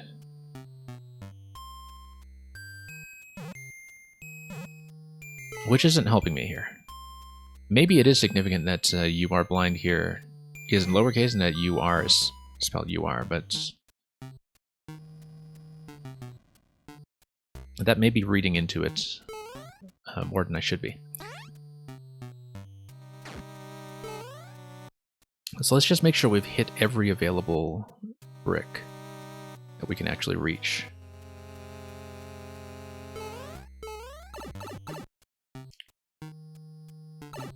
Like everything that is likely to pop something up. This, for instance, we know is just a 1-up. Which is nice because it at least confirms that, you know, everything like this is worth hitting. But we didn't check every location that was like that. That would potentially lead to a scroll break. This is clearly not going to lead to a scroll break. You can't reach that. But I wonder about this. Yes, we got something. That's new. That's new. Great. And that's a 1-up. And here we are. Okay, red and yellow. Now we have one clue that's going to give us one of the central operations. Fantastic. Because we now know that yellow is a reversal operation. And that's great. That gives us what we need to know. Let's go back into the screenshots then. And also bring up the notes. Because now we should be able to solve that. And now, like, I'm thinking that every room should have a corresponding pair, which, unfortunately, we do have a corresponding pair already for the You Are Blind Braille clue. But we don't have one yet, I don't think, for the one-way panel room. So we'll still be on the lookout for that later on. But let's look at these operations once again and see what we can do with this information. So let's bring that up in the notes.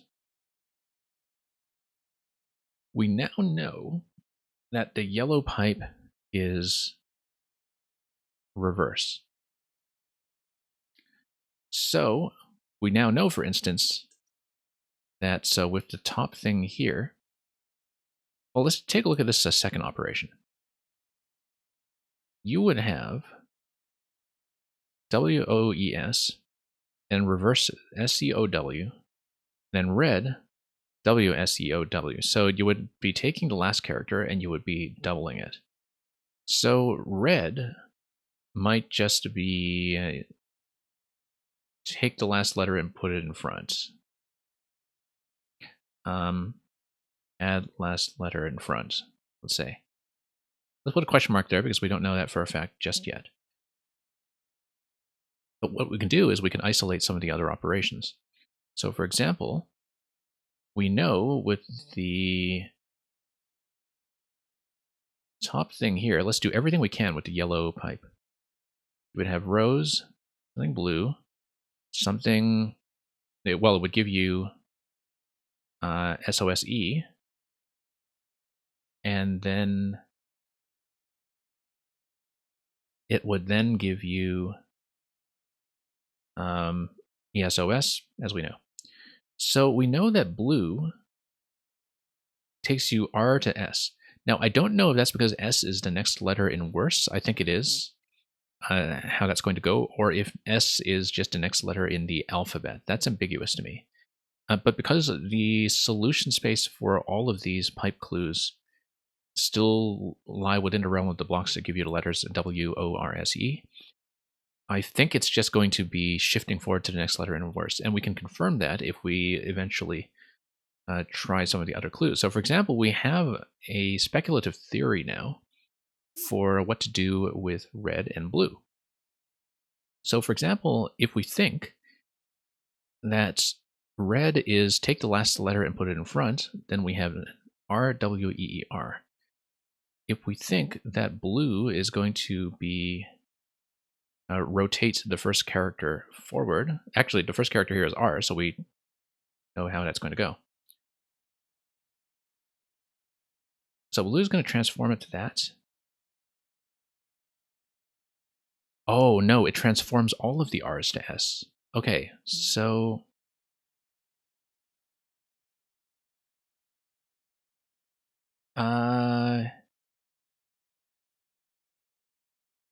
sorry, my notation probably needs a bit of work here. Because you see two transformations, yeah, I should end up with just two arrows at the end. So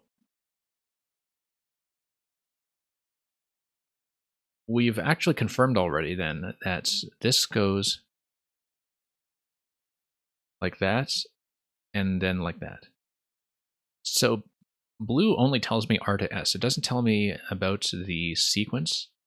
It doesn't tell me that it's rotate the first character or anything like that. It's take all the R's and transform them into S.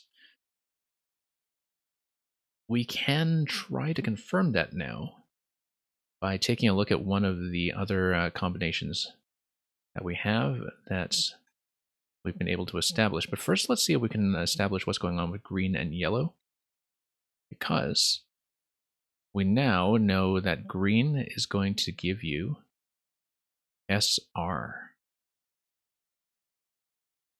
and then that gives you RS. Now, why would green give you SR?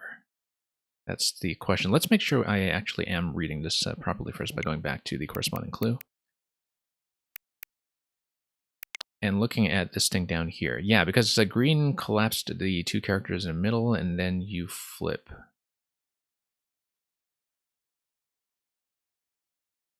Maybe green is just delete O. But then, no, that wouldn't be, because that would have to give you RS first before it's flipping over to... Oh, no, I did this wrong. The solution is actually SR here. No, I notated this wrong to begin with because I misread the right side of this. So in my initial notes, I was wrong. The final result here is SR, and therefore green deletes O. So is it delete O, or is it collapse everything in the middle? I don't actually know that yet, but we're going to find out very soon. Because now we have the ability to check that against what's going on here with the blue and green clue that we see on this page over here.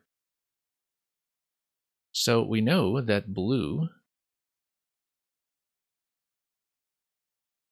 is going to give you S, and then green gives you this.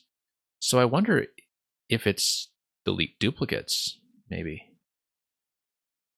We can check that by trying to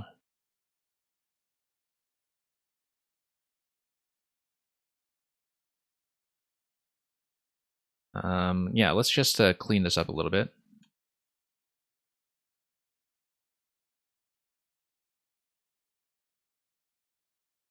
Just going to clean up our notes here to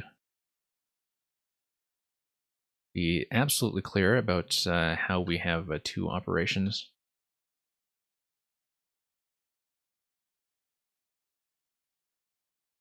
We've looked at each of these except red and green. We know that red is going to add the last letter in front, so...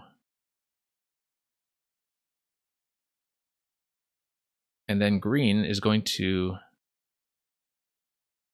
remove that. Did I just misread something with green pipe to begin with? No, because it deleted two O's here. It deleted two S's in the other one, so maybe it just deletes consecutive duplicates.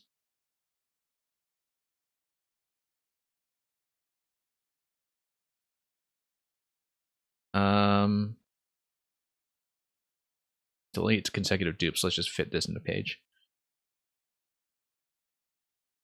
And that's just a theory here. But we have enough information to work with now with all 6 of these that I should be able to do each of these operations here. So let's go OWRSO, and then the red operation is going to give you this. The blue operation is going to convert R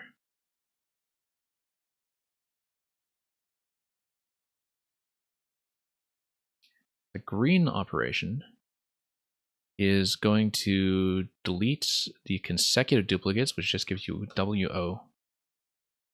And then the yellow operation is going to give you... That doesn't look right. I think we may be misunderstanding green somehow. Let's make sure I've actually transcribed each of these accurately, because it's possible that I didn't. As you can see, I did make a mistake earlier. So let me just double check everything that we have so far to make sure our initial clues were correct. We had 6 of these pipes in total, yeah. So this one was rose, blue, yellow, ESOS. Yeah, that looks correct. We have... Whoops. This thing here, that's going to be WOES and WSEOW, yeah. Over here, RS, that looks correct. Yeah, sometimes I just make some kind of transcription mistake very early, and that messes up the rest of the solution. That does happen from time to time. So we have that. This looks correct. I think I may just be misunderstanding the green clue, because I don't see what it could really be. Green, yellow to RS, that's the one we fixed. No. This is, yeah, it should be SR. There we go. My notation was still wrong there. I didn't fix it in both lines. And this looks correct in that you just truncated a top. So either I'm misunderstanding several of these operations here, or we just don't understand a green pipe. Like, we know for sure what yellow means because we've been given that. We know yellow is the reversal, but we know red is going to add in front. Now we know this about blue. Assuming that blue is just convert R to S, I think that's the pattern that we had established so far. And then green gives you this somehow.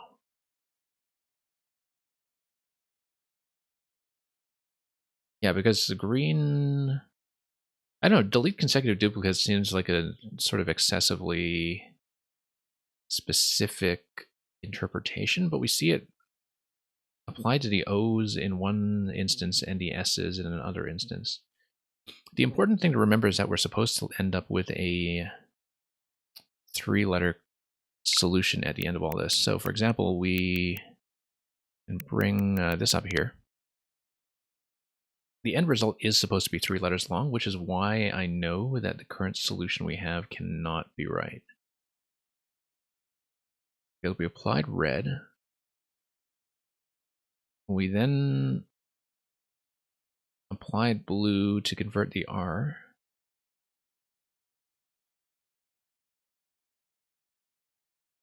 We then applied green to delete a set of 2. But we know that we need to delete 3 characters somehow, right? Like, we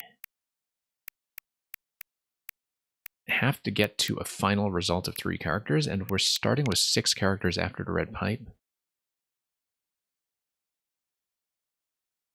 And then we need to remove 3.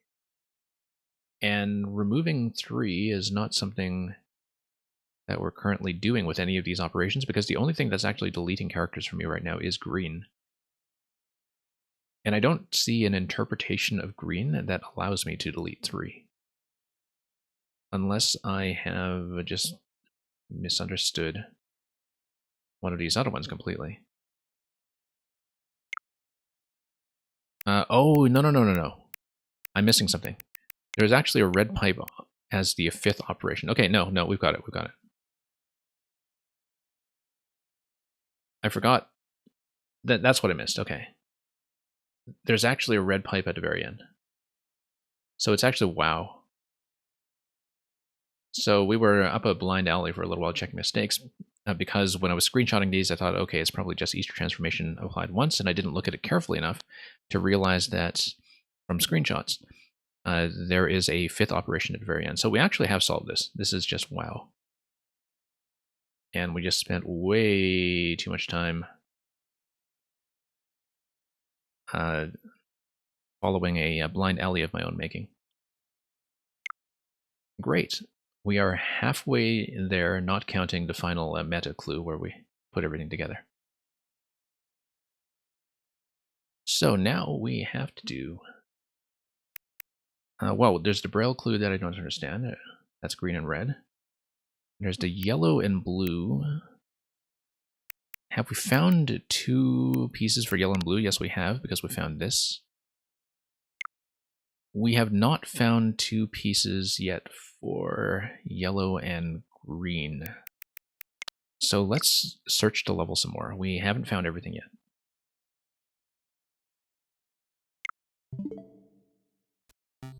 But this was a really significant breakthrough. And this allows me to go down, and oh, this is also...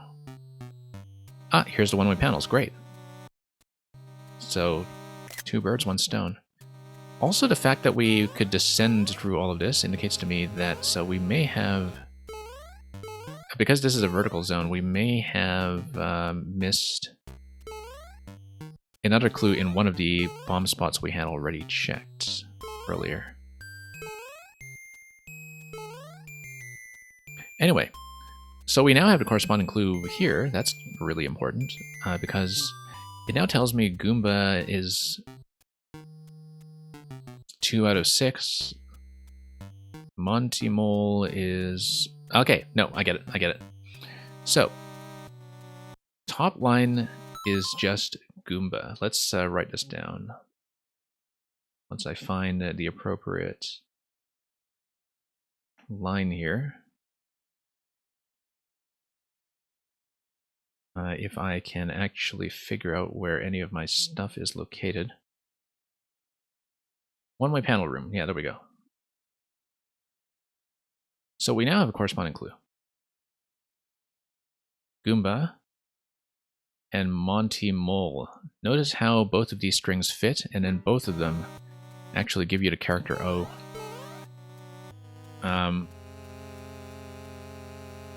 Yeah, because you have a 6-letter string for Goomba and you have a 9-letter string for Monty Mole. I think that's extremely clear. And then now we can just go back to our screenshot of the one-way panel room, and we can find these guys here that somehow need to give me 4 characters at the very end.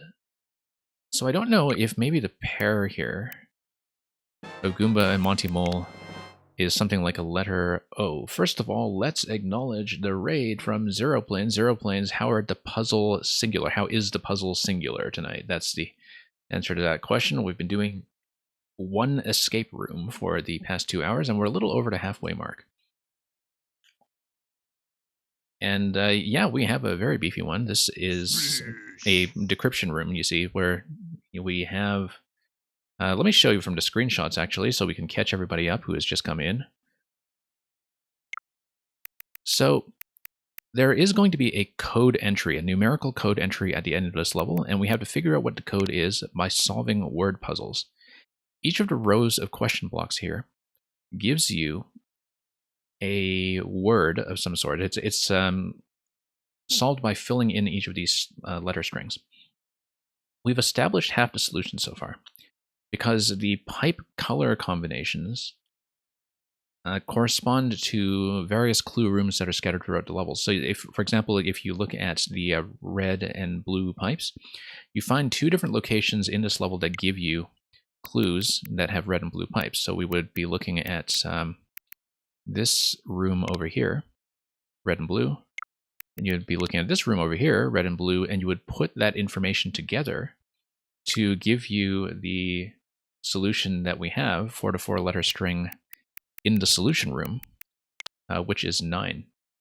So we've established 3 of these so far, 9, purse, and wow. We don't know what any of this means yet, because it's ultimately going to unlock this grid of objects that then gets applied to this grid of objects. And thank you for the follow, by the way. And so we're still working on it. There are some things that I am a little bit stuck on. Yes, this is actually quite an old thing from July of 2019. It's a maker that I played a few levels from before. This is by Redbeard, and I can, in fact, put the code in chat if I can actually I just dig it up. Let's see here. Yeah, so this level is called Escape the Two-Tone Tower. It has quite a lot of plays, actually, because I think it was very popular when the game was fairly new.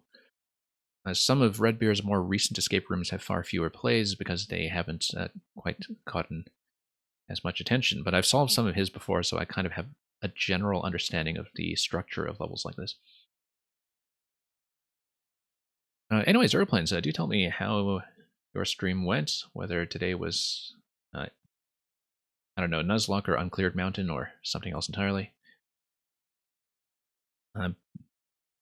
And thanks for bringing everybody over to the puzzle. Once again, there's quite a lot I guess I have to catch you folks up on, but we're currently working on this solution, which involves the one-way panel clues, which I'm understanding is to mean that the top line here is Goomba, and the second line here is Monty Mole. And that because of that, they kind of correspond both to the letter O that you can see in the second slot. So maybe we're supposed to take a look at each of these enemies and find the common letter. So if I scroll down through my notes here, so we have 4 characters. We have Koopa and Muncher. Do they actually have any shared characters? I'm not convinced they do. I don't know if the placements in the grid matters as well. I'm not totally convinced it does.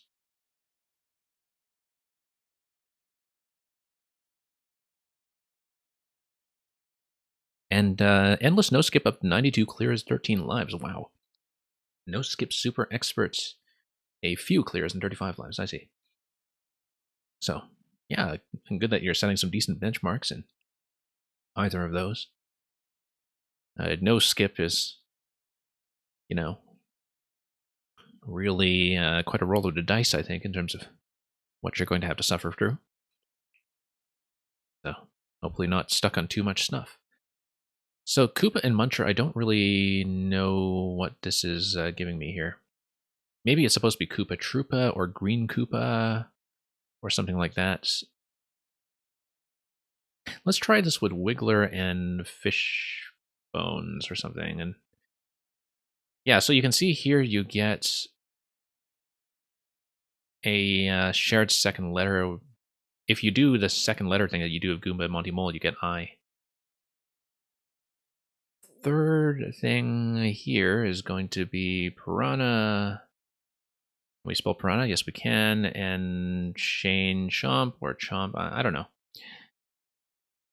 I don't know what that gets you either.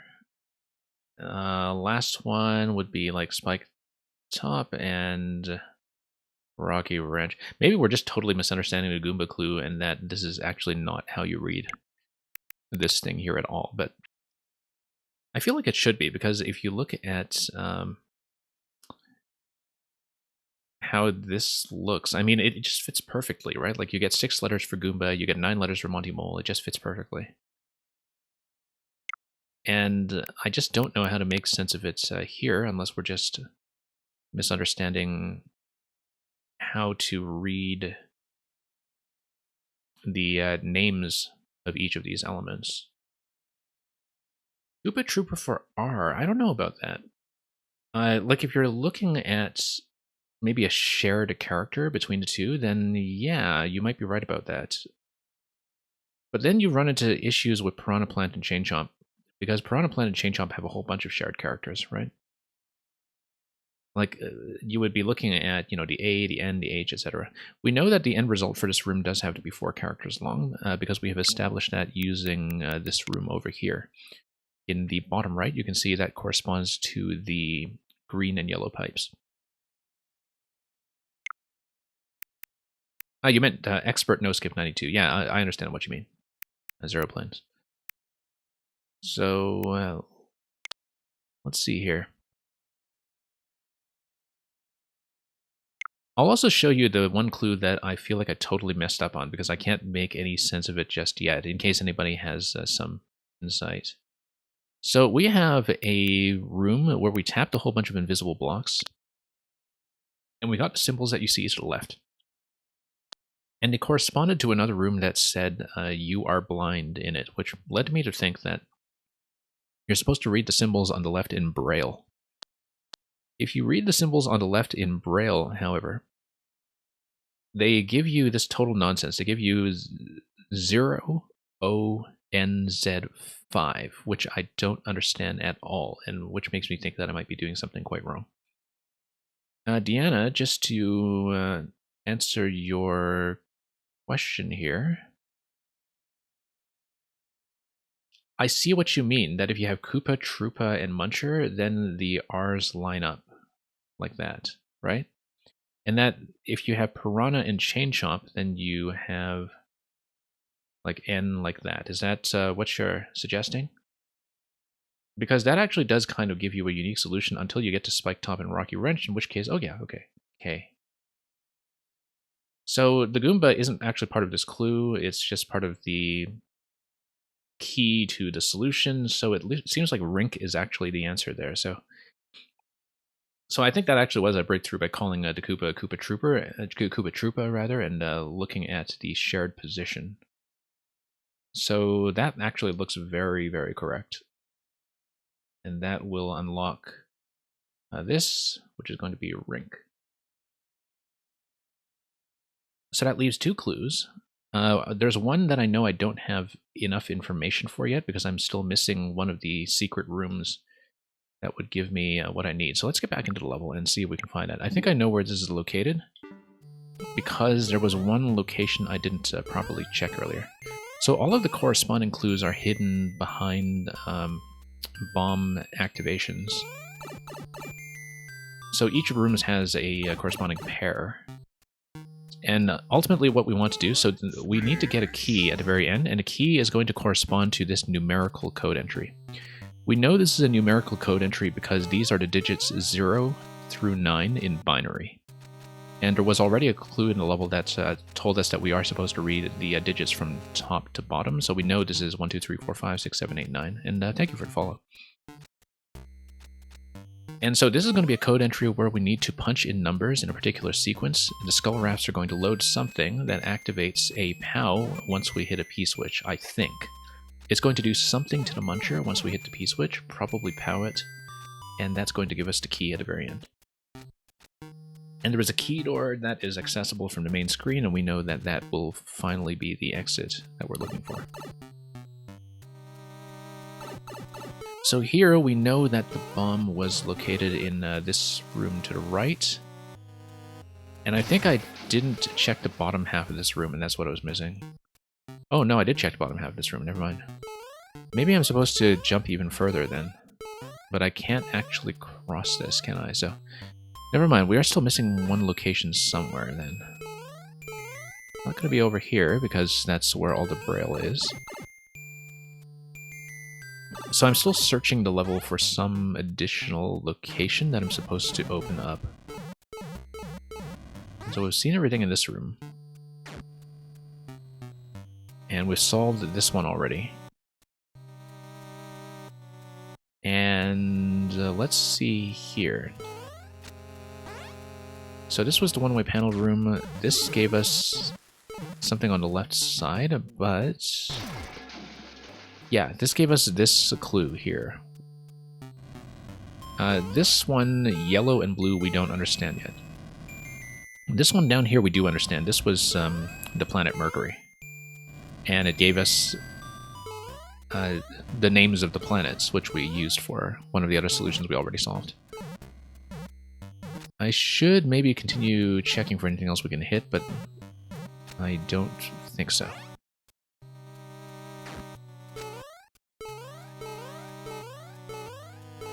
So now what we need to do is, well, we still need to look throughout this level to see if I've missed a spot. It seems to me that the bomb clues come in pairs, and maybe I was missing that paired element much earlier in the level. This is just the clue room that we saw before. There's nothing to activate here. So let's see, I may have to just comb over this very carefully until I find the thing that is... Oh, no, no, no. Am I actually missing something? Maybe I do have everything I need. I need the clue for yellow and blue. No, I actually do have everything, I think. I have checked everything at this point because we have... these are the things that we need to check. We have the yellow and blue room and the green and red room. The green and red room is the Braille clue that I haven't solved yet, which gives you something with 5 characters. Yellow and blue is the decryption of this grid. So we have this grid, and it somehow corresponds to this visual over here. And then this visual with the bombs is supposed to give you something that is only 4 letters. And currently I have no idea how that transformation is going to happen. But we'll go back and we'll try to do that.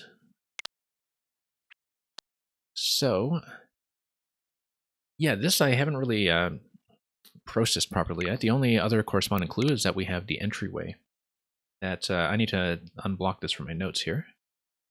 The entryway in this room here gives you that stack that is Wiggler, Goomrat, Koopa, Spiny, everything in red, of course. And so we just need to figure out how to read this and how to translate it to the bomb room. Notice that there are no bombs here. I just need to think about what any of this does.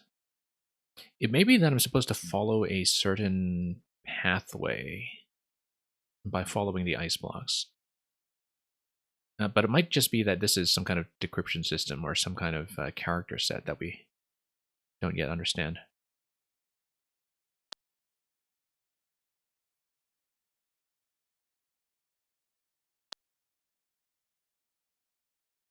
Yeah, because so far the issue is that this entrance doesn't really correspond to anything here. And I have no idea how the bomb thing over here actually helps. Like, that's something that is totally unclear to me. It may be some kind of object. You know, something like a barbell or a pair of glasses, or maybe the clock decoration is significant. Draw lines to connect. I actually really like that suggestion. Riston, I guess. I actually do like that idea, that you're supposed to connect them. Yeah, you can see sort of a Wiggler to Wiggler, for instance. That's kind of on the right side. And maybe that's supposed to create some kind of grid. And you have a line that would be giving you like Spiny to Spiny. And... oh, you know what? Okay, no, I think I've got it. So you've got 4 characters here. Wiggler, Goomrat, Koopa, Spiny. That may be the 4 letters that we need in order.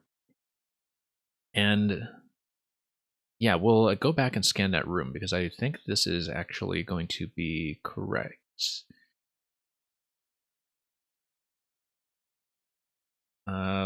Let's see if I can take up my notes. Yeah, because we have 4 elements here that are going to correspond to 4 letters. We're looking at the ice grid room. And we have Wiggler, Goomrat, Red Koopa, and Spiny. And yeah, if you connect the shapes, they actually do make letters.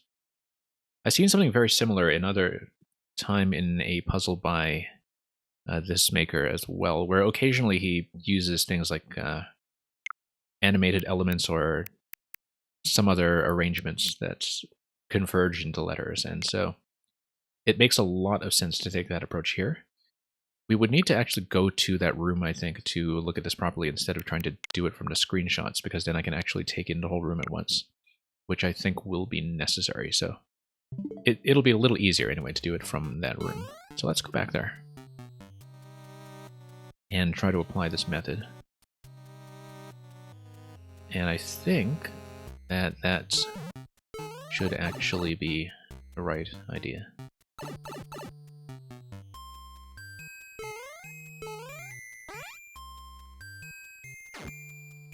So yeah, if you have the wigglers here, they do make an H. That's very true.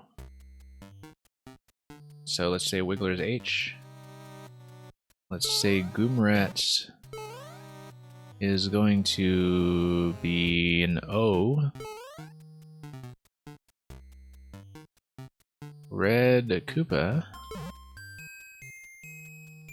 is going to kind of zigzag down here and be an L. I'm guessing this is a hole. But let's see about the spinies. Yeah, it looks like a hole to me.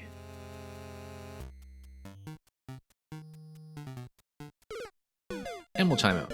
That's okay, that's expected. So as you can see, if you go back to the bomb clue, yeah, it is just asking you to draw lines, and I guess the bomb, the fact that the bomb was not in the other room would be kind of significant there, and that this clue would be totally independent of any of that enemy-specific information. Yeah, that's a good solution. So the thing that remains now is that massive problem we have with the Braille clue. Let's see if we can fix up some of this. So it's going to be 5 letters. We have... I'll show you the You Are Blind room in case there's any kind of additional context that we can get from that. Let me shut off the notes for just 1 second first so you can see. If we come up here, it's going to be up here. So we tap the bomb, we reveal the extra clue. These are just binary digits for the code entry room. So this is what it tells me. You are blind. Which I think was a clue that I was supposed to read everything in Braille.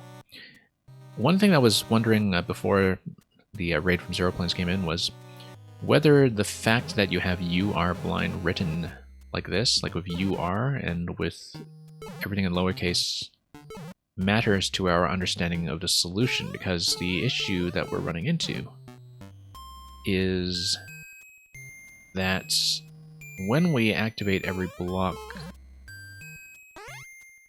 according to the Braille alphabet that I'm seeing, we are winding up with a whole bunch of incomprehensible junk that's not actually giving me a word. So either I just failed to generate the correct symbols, or we just have another problem entirely. So, for example, you just tap everything here, and you can eventually see what the final arrangement is going to be once we reload into this room. So, I'll just show you that in just a moment. I'm pretty sure that we actually did have everything. Let's just refresh in here. Also, I'm noticing that my network is hiccuping a little bit, so sorry if the frame rate is kind of tanking on you a bit on your end. That is a momentary issue on my side. I think we have some kind of disruption. But hopefully one that still makes the levels visible. Thankfully, these are fairly slow-paced experiences. And shouldn't suffer too much from any degradation in our video quality. So yeah, we tapped everything down up there. Let's get these ones that we can. But I think, I'm pretty sure I got everything, and so this is just one case where I don't know if I'm maybe reading off the wrong key or just doing something else wrong. Because I'm really quite convinced that everything here is supposed to be in Braille, because it gives you that 3x2 clue, and that it says you are blind. So if we go back to this room, we can see that we have all these characters generated on the left side. And so yeah, I just went through these in order and just decided to decrypt them from the key, and I still don't know what I'm supposed to be looking at simply because we are looking at something that is totally not a word, which is this thing here, 0ONZ5. And I'm trying to see if like maybe this is something that we need to rearrange, or you know, something else that I'm not quite getting. Like whether we're supposed to read the 0 as an O and the 5 as an S, or if there's something else going on here. 0ONZ5.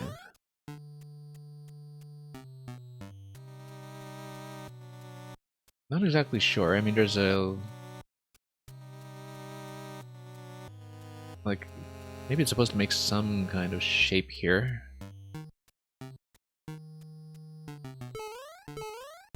And the nice thing about this thing on the right, which is just a bomb slot, is that it does not appear to be a braille symbol at all. Just a bit of a zigzag giving you the scroll break, so that's nothing.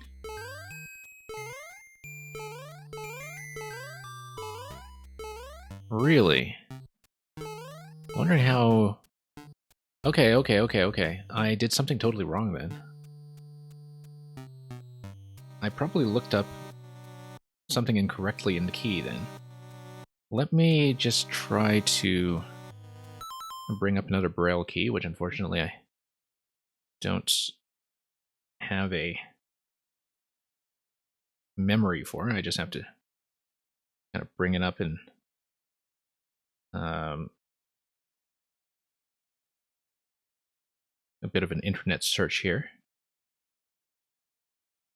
Yeah, it might just be that I looked up the wrong system for the Braille alphabet. And I'm just looking at whether I can find something more correct. But it is going to be 5 characters. So you're telling me the first one is a J. Let's see about this system here. Okay. I wonder why I got that then. I am sure that I'm probably just looking at a bad key then. And I just brought up a different one entirely, and I totally see what you see now, which is J as the first character. And then we do have Z as still as this character here, and then E is the last character. So Jones, like the film director Spike Jones. That's interesting. Let's punch that in for just a moment.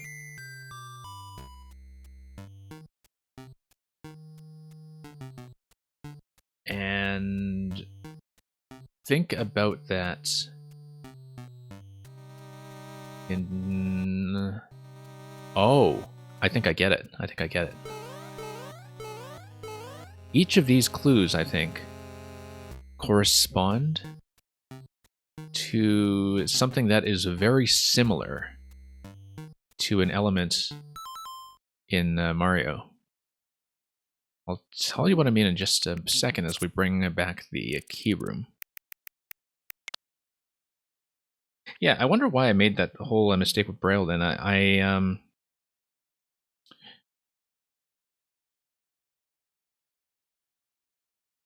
guess there is some overlap between the numerical system and the alphabet, unless the placement in the grid is different and I just read it incorrectly. Yeah, I just didn't scan the alphabet exhaustively enough. I just saw the numbers and I just went for that. Because I didn't know what to do with the ONZ, but now it makes a lot more sense if you see JONZE, because that's the name. Because here is what this gives me. If you look at the solutions here, you can probably correspond each of these to a particular Mario element. So hole, for example, would be donut block. Jones would be Spike Jones. Rink would be ice. And purse would be coin. And then we would need to think about 9 and wow. I was thinking wow might be pow. I'm looking at this and thinking that there probably isn't a better candidate, but I'm not exactly sure yet. It might be that, these are just supposed to be word association clues. But I'm thinking about 9 right now and seeing if there's anything that would really match up with it. But Cloud 9, if you're on Cloud 9, yeah. Oh, you just suggested that as well. Yeah, okay, I did think of that independently right before you said it, but nobody can tell, I'm sure. But thank you for that anyway. You got that really quickly. I think WoW probably is POW. Like, I just can't think of a better candidate for it. But that's a very good observation about POW WoW, actually. Yeah. Because I was kind of associating these thematically. Like you would have coins in a person, you would have a hole in a donut. But I like that.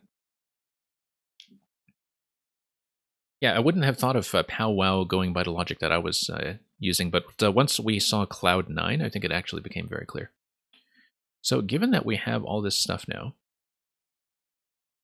we can now translate it to numbers using the master key in this gigantic mess.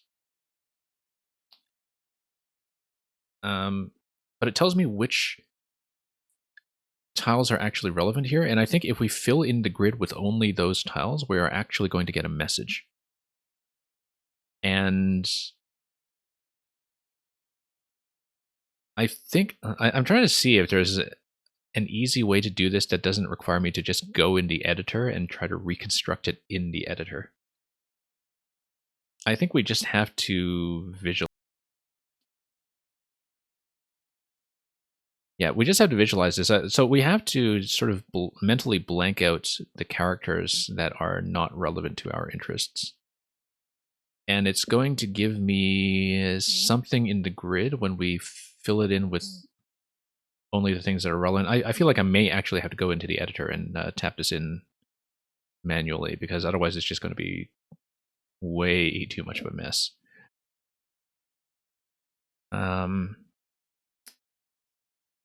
Yeah, let's do it that way, actually. It's much easier to demonstrate for streaming purposes as well. But I'll need a moment to just set this up, because I've got some stuff going on in the editor that I want to conceal for the time being. So just one moment. We'll try to make that happen. It will also require me to exit out of this course for just a moment here. And we'll go back in after we've actually demonstrated this.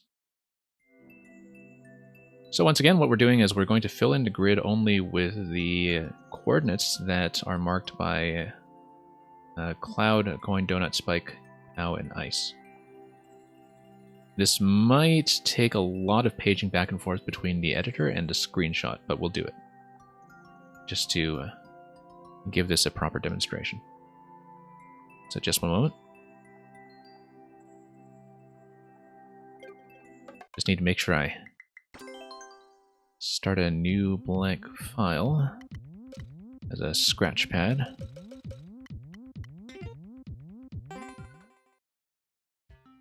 And this is going to be SMB1 Underground. Great, we're in. Alright, so here's what's going to happen here. We are going to create that 12 by 25 grid. And I do know it's 12 by 25 because we had read that earlier. And then we'll just fumble about.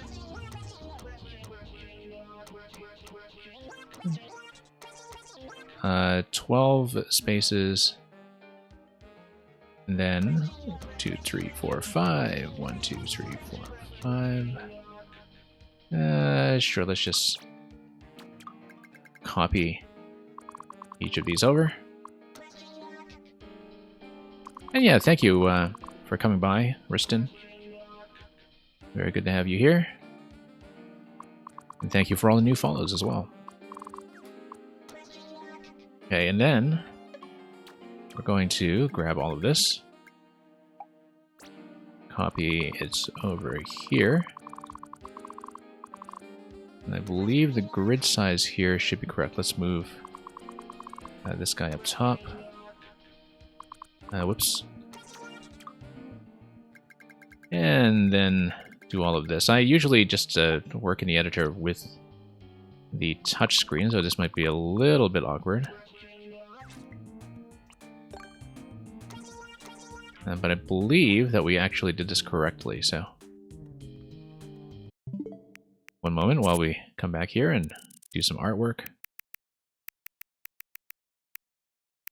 So yeah, this is the grid we're looking at. It would probably have been useful if I just had a separate reference for this. I think what I'm going to do is I'm actually going to take a picture of this with my mobile device, and then we'll try to reconstruct it that way. This is going to be different. I'm going to take a picture of my monitor.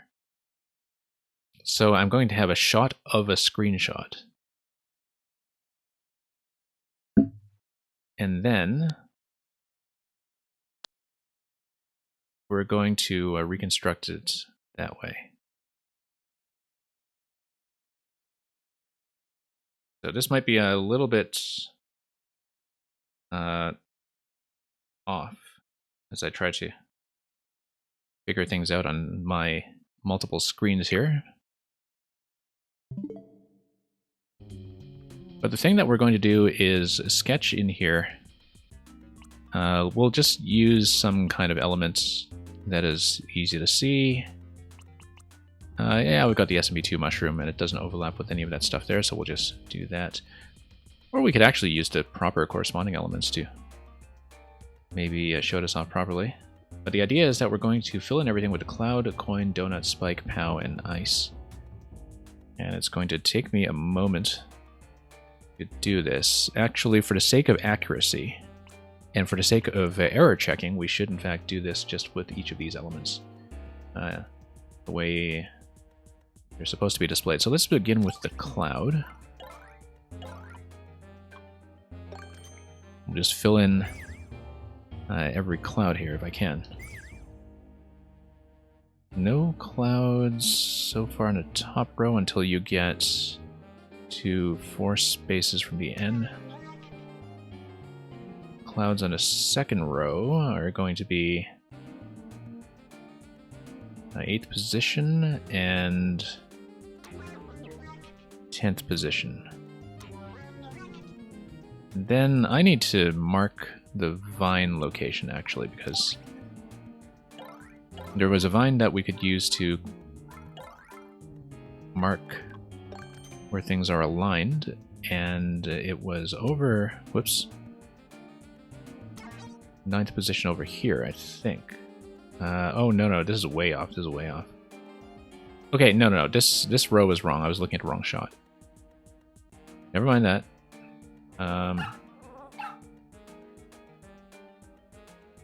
Yeah, no, I was looking at the wrong grid. So this actually will be 4th, sorry. I'm doing this kind of one-handed while I'm trying to explain what's going on. Okay.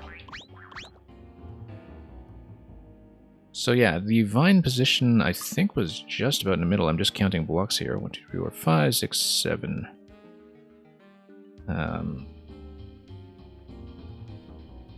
Was in position 13, which I think is actually the center, or should be, given that this is 25 total.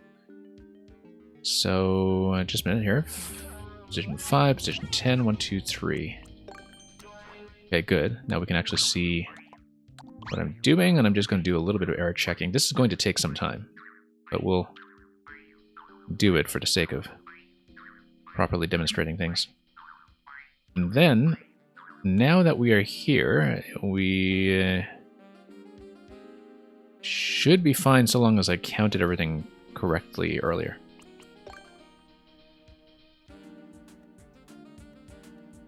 Okay, so we know then that this is going to be this position here, and then 4 more blocks over here.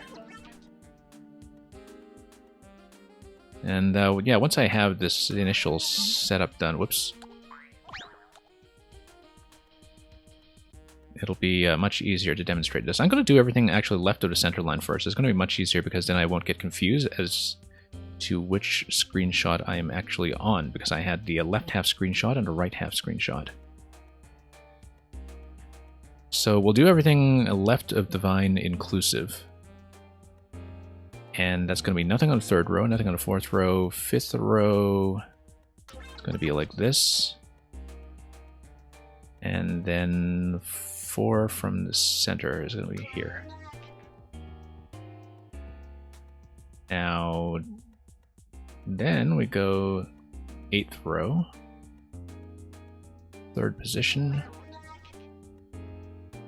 and then it's going to be same position here. Yeah. Yeah, this is going to be a little bit laborious, but I can't visualize things well enough to do this any other way.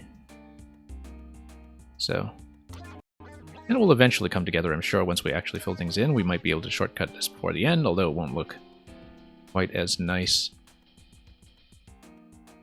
Alright, so it's going to be 4 down from this position, 3 down from this position.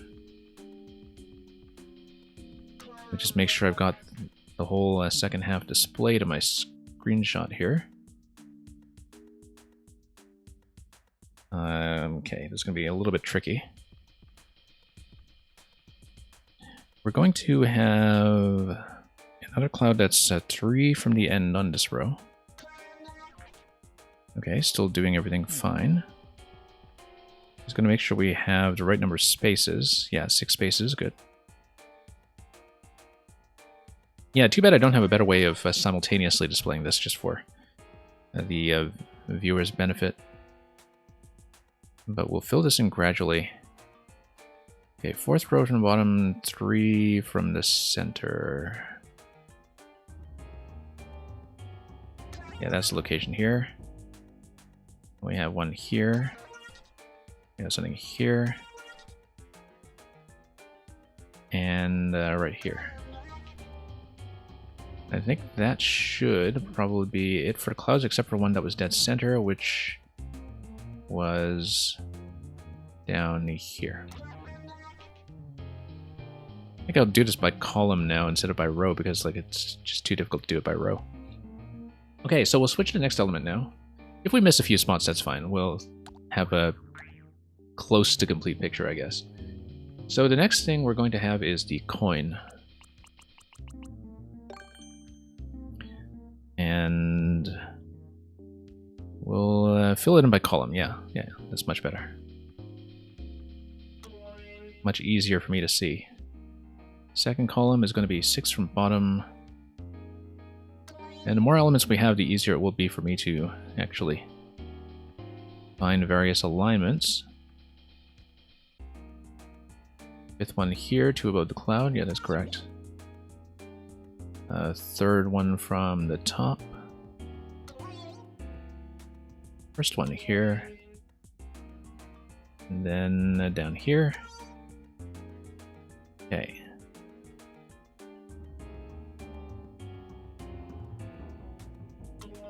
Yeah, I don't know how people do this any other way, unless they just take a screenshot, print it out, and sketch on top of it, or use some other kind of drawing tool. Actually, I should have thought about just using a drawing tool, like some kind of overlay on top of the screenshot in the first place. But no, we'll do it this way instead. We do things the hard way around here. Which row was I even on? 4 away from the vine. This is really hard to see in some ways. But that's okay, we've got that. Then it's going to be this position here under the cloud. And then second position up here. All right. 5 from the bottom. There we go.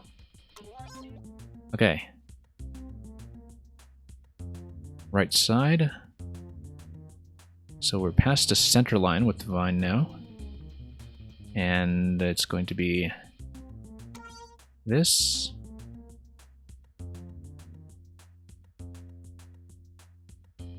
And 2 spots above this one. Oh, I think I messed up.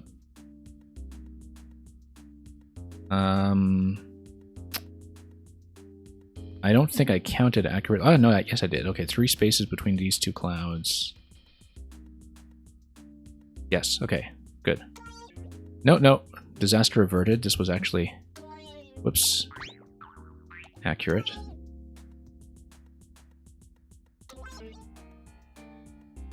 And nothing in this row, nothing in this row, no more coins until we get to the second last, not the second last, but yeah, second last row here. And then, like I was saying, the more we fill in, the easier this should get once we get to some of the rows near the back. No, this is wrong. It's too close. I'm maybe slightly disoriented, actually. Yeah, no. I've counted a whole bunch of things incorrectly now.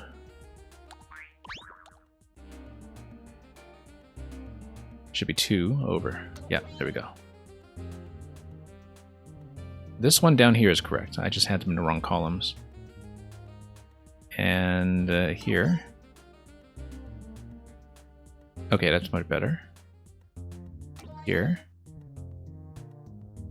Here. And here. That should be coins. Next thing we're going to do is the donut block.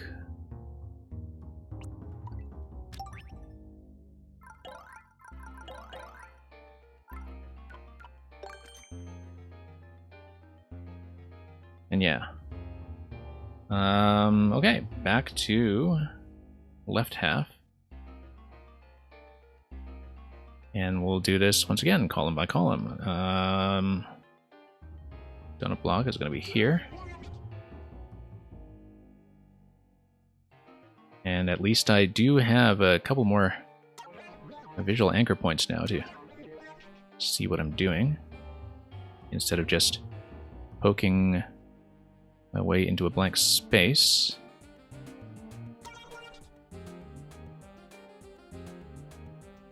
Donut's going to be on top over here. And then next one's going to be down below this cloud. This looks like complete nonsense. Let's see what we can do. You know what? One thing I didn't consider before we go too far with this, let's go back to this clue and just look at this picture and see what it's giving me. Because let's say we have a Cloud Coin Donut. We do have all 3 of those. Cloud Coin Donut, Spike Pow, Ice. Okay, no, that's not giving me anything useful. It's just telling me what the solution space of possible elements is going to be. Because it just has everything arranged in there at once. So I think the shape here doesn't matter. Anyway, back to drawing.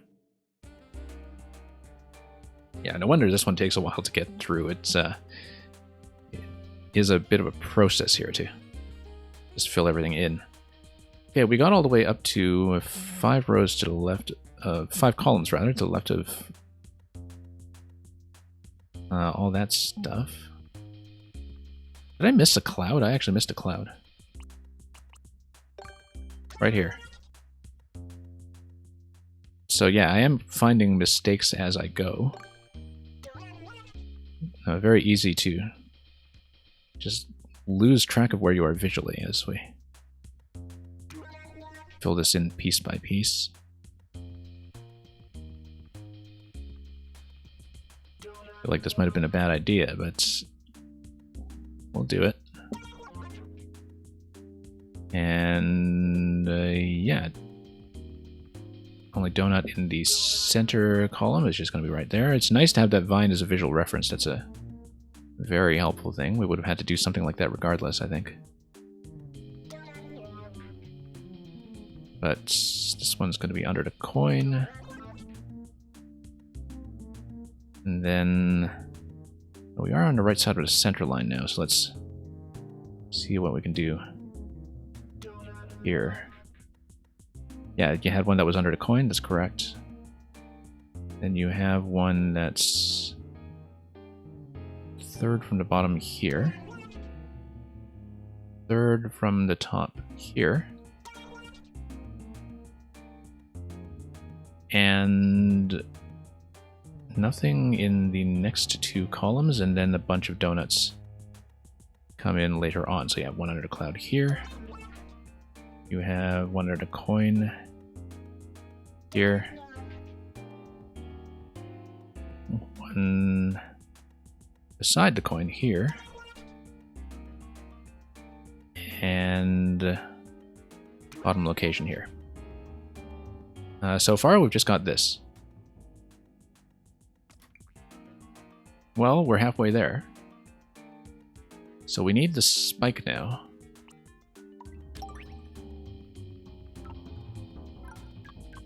Okay.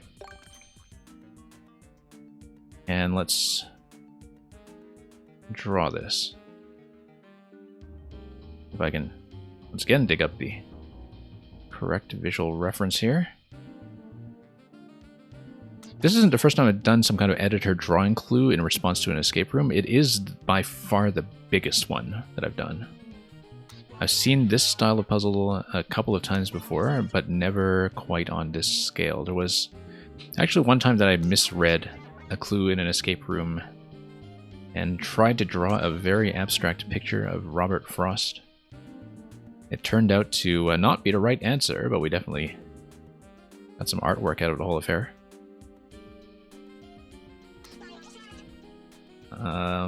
What do we have here? Oh, we had this location, we had this over here. Yeah, that looks correct. And that's going to be one that's on a top line over here.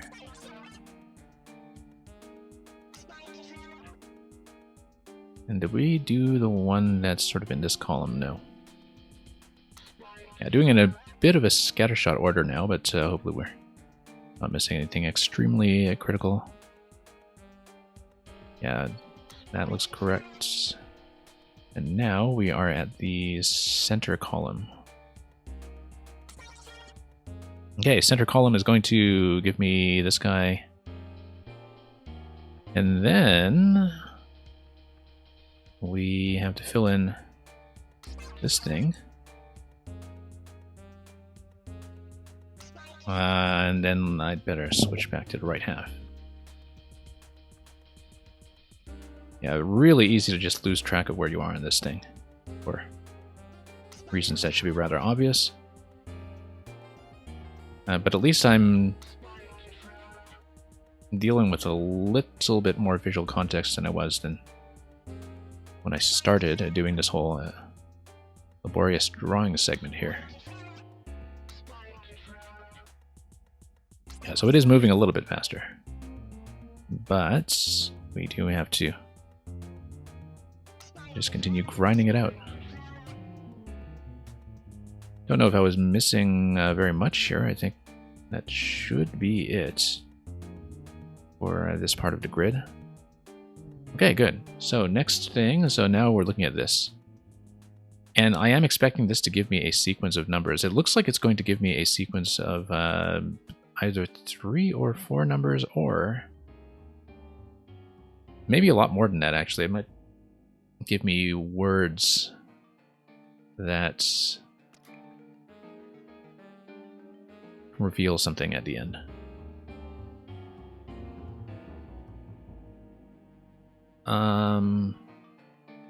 And of course, you know, we'll also hide the notes eventually if you want to have a better view of the full picture, given that currently I know it's kind of obstructing half the screen. So we're looking at something like this right now. And we'll continue to fill this in as we go.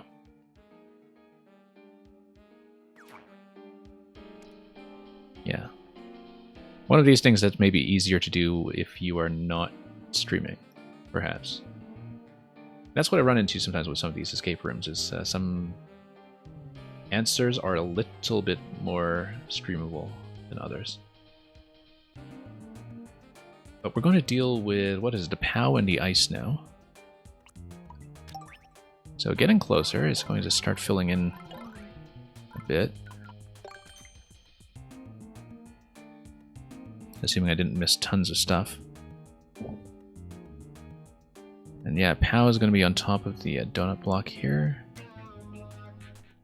Then it's going to be top of the cloud here. Below the donut block here.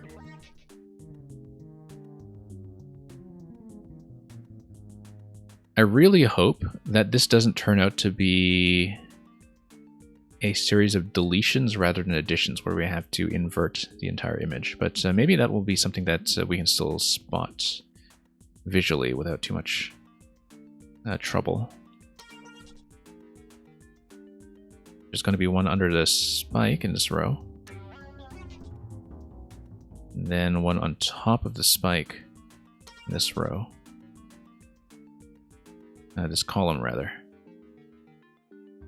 And again over here, under the donut block here. And then we get spike over here. Spike over here. And we have something on top of a third row spike. I don't think I actually see where that is. Oh, I messed this up. This thing... Or did I? I messed something up here. Yeah, this is wrong. This goes down. And this goes down.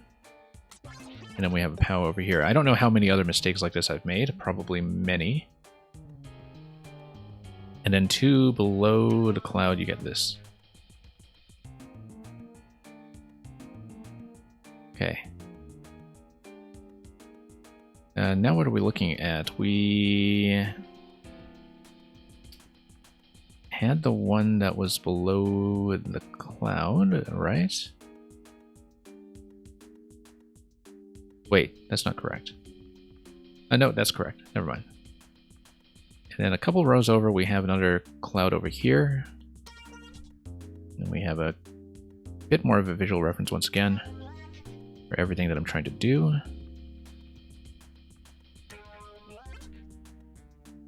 POW over here, POW on top. Starting to fill in a little bit here. That should be all the POWs. Last thing here, so now we're looking at something, I think it's actually going to spell out some kind of word. And then... yeah. Well, we'll see, because... you think the first 2 letters kind of look like a J-E? Maybe so. It looks like it probably will fill in by the time we are done with this. I don't see that much duplication or adjacency in some of the clues that we've been looking at, but let's take a look at the ice blocks and we'll just fill that in. I think we'll have to sort of construct a lot of this by implication. And just read this very vague image that we get at the very end. But let me see here, and yeah, it looks like the ice block is going to fill in there. I'm just trying to see where else we're going to have one. There's going to be one on the bottom here. It is going to create some lines for us, so at least things are beginning to look a little bit more letter-like, like the letter N over here. Something underneath this donut block here. And I'm just seeing what else I might be missing. Something down here. And here, yeah. So something about numbers, I think. I think the bottom word is going to be number, if you look at that. So it's going to be something's number. Like, oh, Jenny's number. Like 1-800-95 Jenny or something. I don't know. Jenny's number. Like, do you think this is actually supposed to be the Jenny Craig weight loss hotline or something? I actually think there's a chance that that's actually going to be the case. Yeah, like 1-800 Jenny, right? I think that's actually what this is. But the issue with that is that we know that because of the Skull platform activation that's on the numerical code at the very end, you can't actually have repetitions for any of the numbers that you punch in. So I don't think that could be the case if we just dial the number. But let me try to fill in the rest of this thing first, and we'll see if we have any additional insight.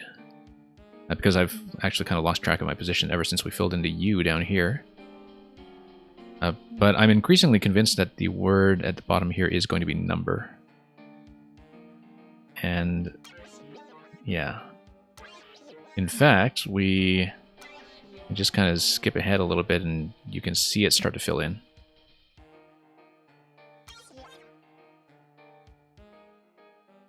But let's see if that's going to be the case. Yeah, you got ice block here, you get ice block here. Looks very much like we're looking for Jenny's number.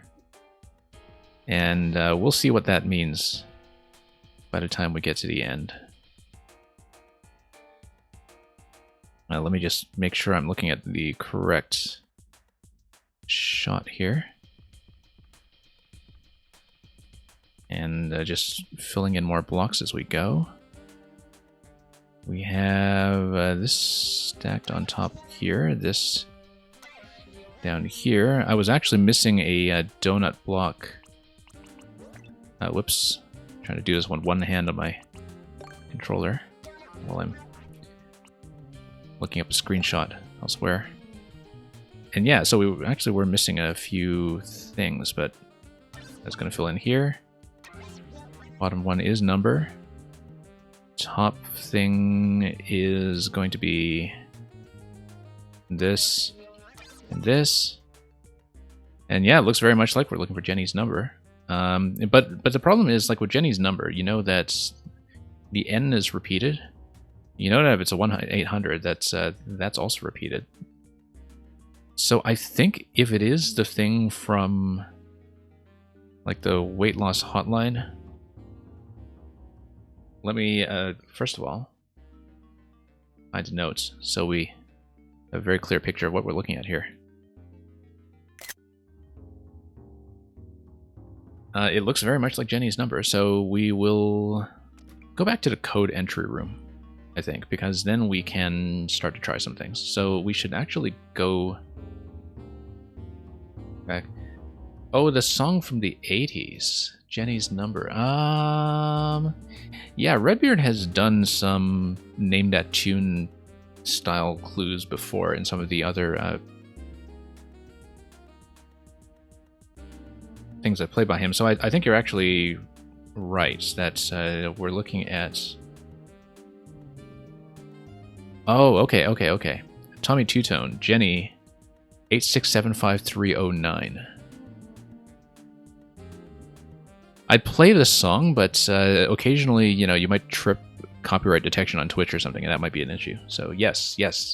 I actually don't think I really knew this, so thanks for reminding me of that. I wouldn't necessarily have thought to look that up, apart from just Googling Jenny's number, but if you Google Jenny's number, this is actually one of the first things that come up, so it's kind of a fair clue that way, even if you don't exactly know what you're looking for.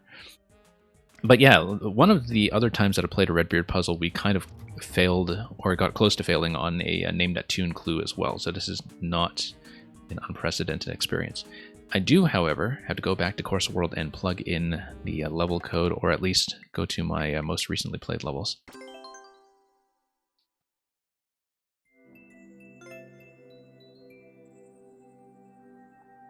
It was kind of interesting that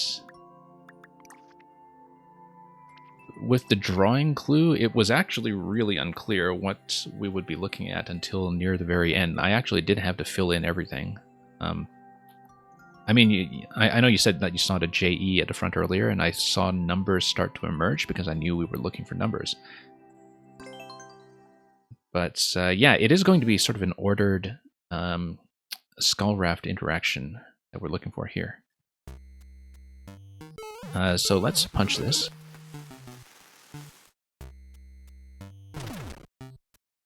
Yeah, you can hear the song in your head, but you have no idea what the lyrics or phone number are yet. That's, I think, totally understandable. I think you are kind of expected to look this stuff up. I don't actually remember where the code entry room... Ah, yeah, no, it's near the end with the pipes. So... we'll get in there. This has been a 3-hour experience so far, which I was kind of warned about. But a lot of that, of course, was in the form of the sketching. Was it through here? No, this is the worst room. It's in the central room past the pipes. Kind of between pipes with the braille fragments that we see here.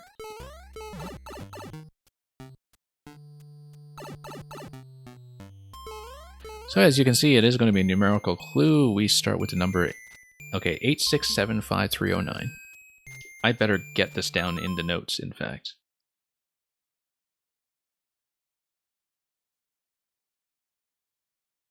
Jenny's, whoops, number 8675309.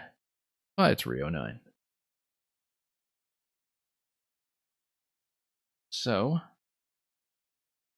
let's just punch that in. 8, 6, 7,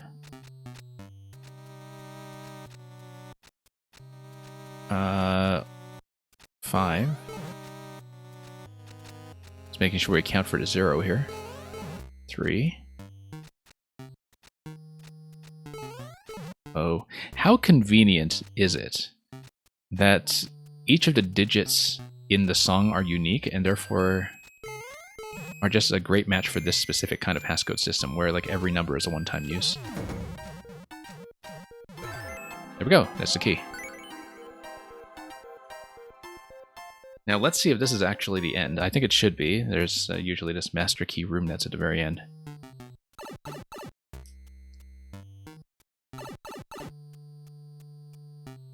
Oh, and it's going to be in the introductory entry room. I don't really know which way is closer. I guess we're sort of at the halfway point either way. Not exactly going for a speed record here anyway, so. We'll get over here. And the key door is right here. Well, at the end of all that, we didn't even get the one up at the top of the flagpole, but that was an experience. And that's the win. So I'll have time to do a few more puzzles today, or maybe just one more puzzle today. Not something on this scale, though, by Redbeard. Yeah, there are a couple of more recent ones that we haven't done. This one I playtested an early version of for him. It was a really interesting level. I don't want to spoil it because it's a very, very cool surprise if you ever want to look at it. For those who are interested in Redbeard's profile, if you're really interested in this kind of thing with logic and word puzzles, I do have his maker code. Well, I mean, I can just grab it right here. I'll just punch that in. Yes, that's an excellent observation about the name of the puzzle, that it was referring to Tommy Two-Tone, and that the whole time I thought it was just referring to the two tones of the respective pipes. Very, very good observation. I didn't catch that at all because, as I said, I'm not really that familiar with the song, so my first thought was like that it couldn't possibly be the weight loss jingle. But yeah, we'll do some more Redbeard at some point. For now, I'm going to try to pull up something else that's also kind of an escape room, but should be shorter. I think. I might be completely wrong. And we might be stuck here for another couple of hours, but I hope not.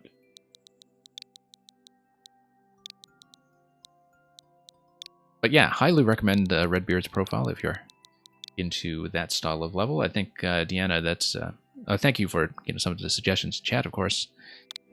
But it seems like you've got the right kind of mindset to be doing some of that stuff, so... So we're going to be looking at the latest escape room from Grikowski. I play Grikowski's puzzles very, very often. He usually does item logic puzzles or one-screen puzzles, but also the occasional decryption escape. And he was actually here earlier in this stream, but couldn't stay, but he knows to catch up on my videos afterwards. So let me just set up my notepad here so we can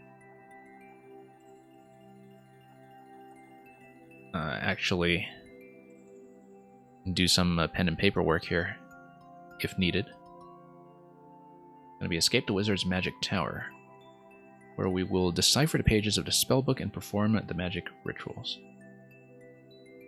So yeah, Grikowski's escape rooms tend to be a lot shorter than the ones that we just saw. I hope that's also the case for this one, but I don't actually know that for a fact. It's been uploaded very recently, from just a few days ago. Let's take a look.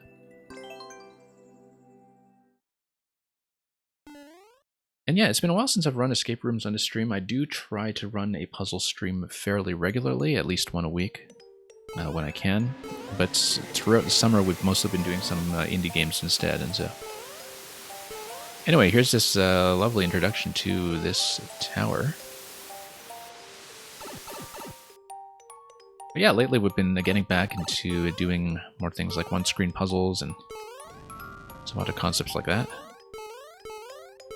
So we see a couple of things here. This looks like a probably something verbal, but we'll just scan around and see what we're dealing with. Yeah, I feel like well, let's see what the extent of this is, because then I can actually screenshot things in some kind of order. A moon is going to kill everything, so... Oh, except all of these are just blocks, so that's not going to affect anything. Let's not hit the moon just yet. I want to screenshot the spellbook. It does look like a spellbook. That's really neat, actually, that you would have that going on. I'm sure the moon is probably relevant eventually, but I just want to make sure that we get all of the pages in their order from top to bottom. And let me just, yeah, make sure I grab this single page. And then we'll do the same over here. Very nice of Grikowski, as always, to make all of these clues very screenshot friendly, so they fit quite neatly. Let's do the middle row over here. That's nothing, that was just the entrance. And this is just a series of additional supplementary clues. Let's not do that yet until we have had a chance to see what's down here. This looks like something relatively threatening, or perhaps even boss-like. Nobody's claws. Notice that the claws only pick you up if you jump from below. Likely there's going to be some specific thing that you need to do once you get through these doors. Checkpoint over there. Whoops. Have to mind the blue blocks down there that have not yet switched over. That looks like just a pair of angry eyes, actually, at the very bottom.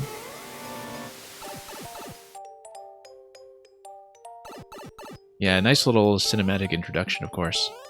So let's see what's down here again. We have the claws, and we have what looks like an angry face. But we also have the red blocks on the... I'm trying to jump over to see what the red blocks are obstructing. That's not a pathway that opens, so I don't think that's going to be relevant to us just yet, but the red blocks might be blocking some element that has not yet spawned in. So we can check the pipes and we can check the doors. Let's start with the pipes. Oh, let's take a look at this first of all. With the spell books, let's just see what kind of elements are in play so we have a rough idea of what we're looking for. I don't know yet what the solution entry is going to be, but I'm sure that it's going to give you some specific instruction for a location that you need to stand on or something.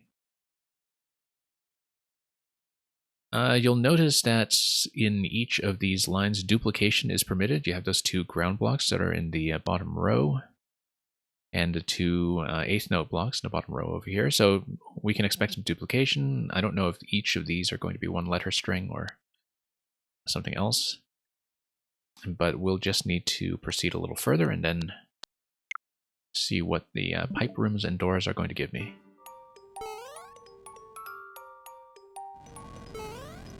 Okay, green pipe. Green pipe is going to give me a wizard hat and a potion, which is kind of neat. It's also going to give me these other clues over here. Let's screenshot that. Also, notice that the right side is the word potion. Let's take a look at the screenshot so we're not burning time. I'll show you what I mean. So if the right side clue is the word potion, let me get my notes up and running. Notice that the empty P blocks are both the letter O. And so that duplication tells us that we're roughly on the right track when it comes to that. So let's do green pipe room. And potion gives you the following. P block on equals P. Let's tab this. P block empty gives you O. Ice coin gives you T. Ice gives you I. And quarter notes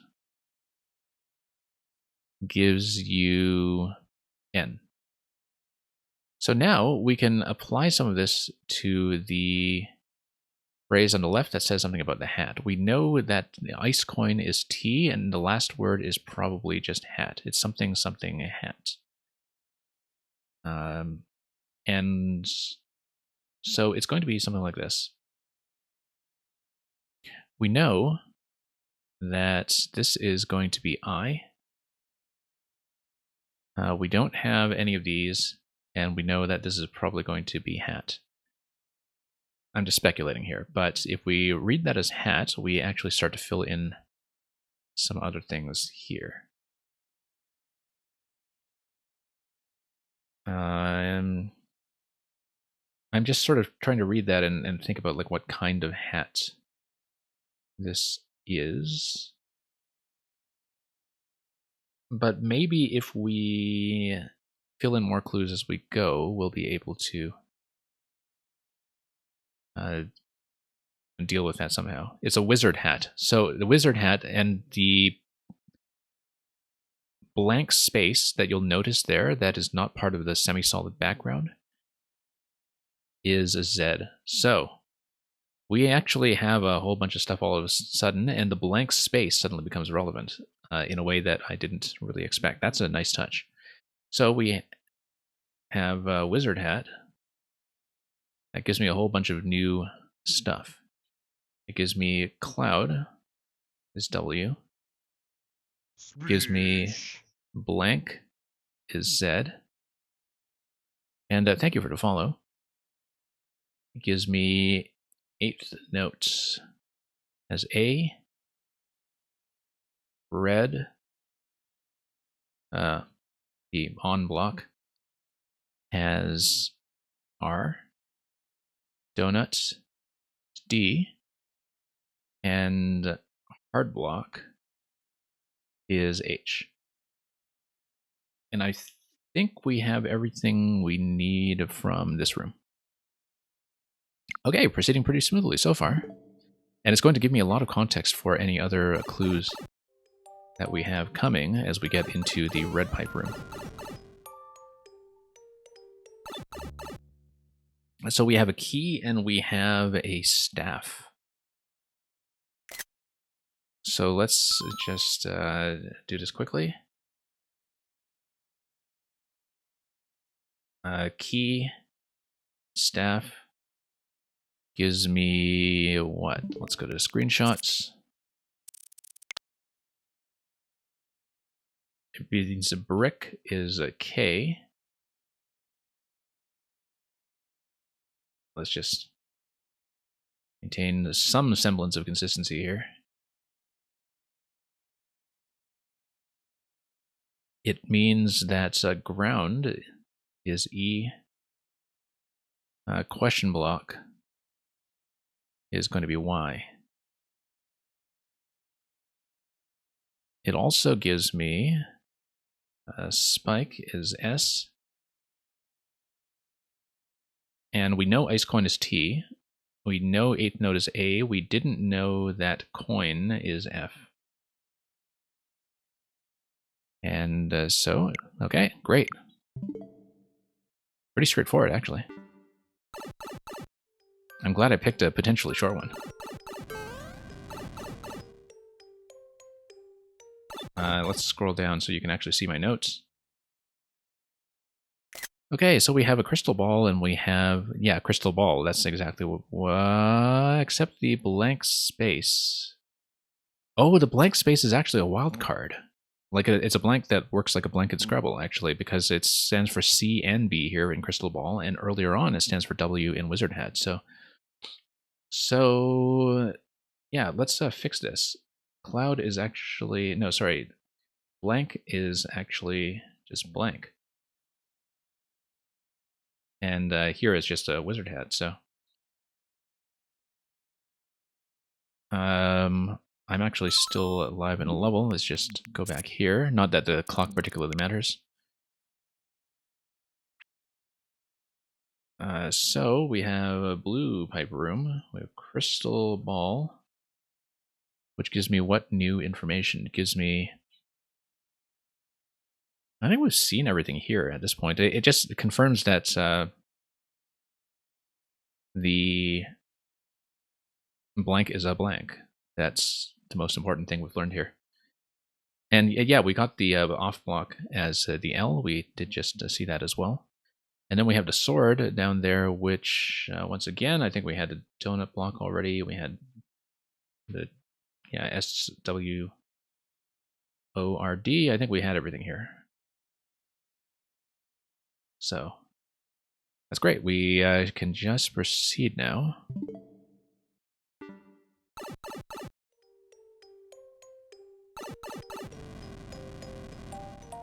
To the yellow pipe room. We don't know what the final code entry is going to be just yet, but this looks like an hourglass. That's exactly it, hourglass. I think, once again, that it doesn't give me anything, except I think the blanks matter, actually. That we should keep track of what we're using the blanks as, which I haven't been doing so far. Because so far we have the W in sorry, was it the W or the no, it was the Z in wizard.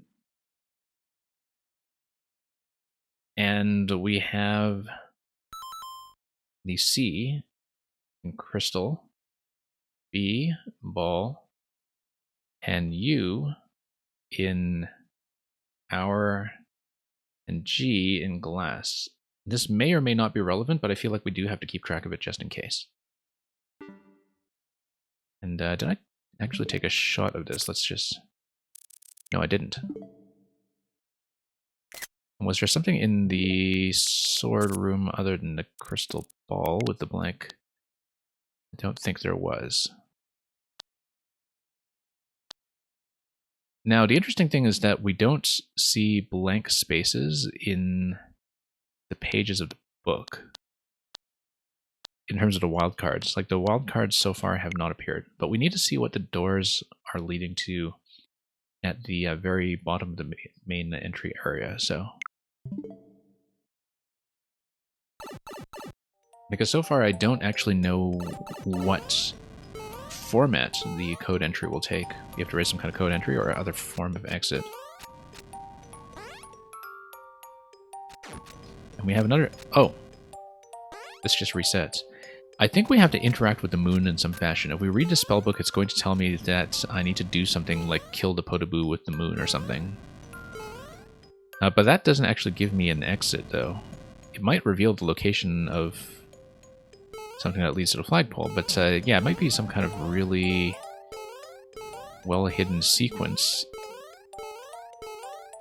that we can only really reveal through reading the book, hence the sense of this being a magic spell. So while we have the pages here, let's just do each of the pages then. I mean, we have the information we need to look at everything here.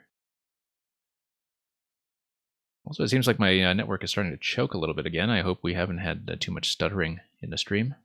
But thankfully, we are mostly just looking at static images for the time being, so... Yeah, hopefully some of the network issues die down a bit.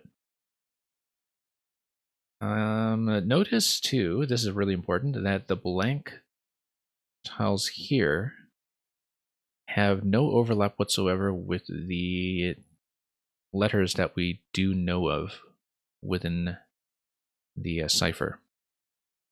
So they were basically just a way of filling in without using any kind of additional element, but there's no redundancy that we need to be aware of. So anyway, book pages. Top right is going to give us the following.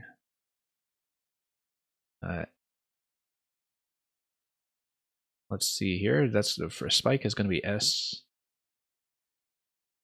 I is ice. Order note is N. Actually, this corresponds to some things that are roughly intuitive, in that I is for ice, N is technically for note block, I guess. E is for P block, R is for red block. So some of these you can actually read without too much trouble. And then, yeah, brick ends with K, and then, yeah, so this is going to be sink. And then ice coin was T. This is just the H-E-R-O. Sink the hero. S-T. Steel. Well, I mean, this is SMB1. I think it's going to be something that gives you a sword, perhaps, like that you have the master sword somewhere and you need to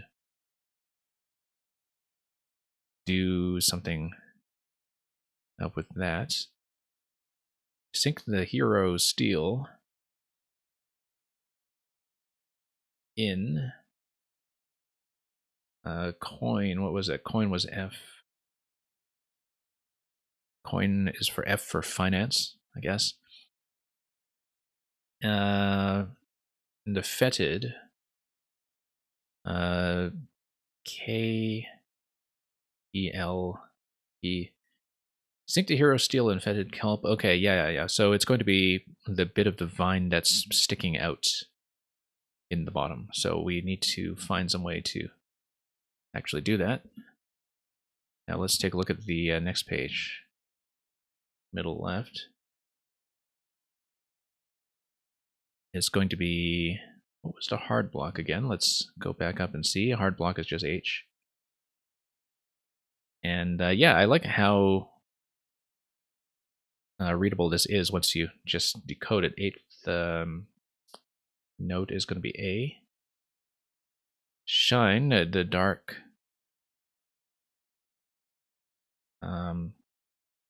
A-L-T-A-R. Shine the dark altar. So we probably just need the moon in a particular location. And then we will take a look at this. Middle right is going to tell me something in... no, this was... Yeah. Okay, pardon me. Let's... this is going to be send the R-A-F-T, send a raft west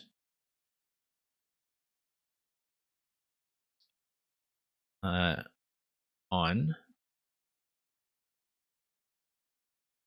last. And what is the coin again? That's F. Okay. F-I for ice.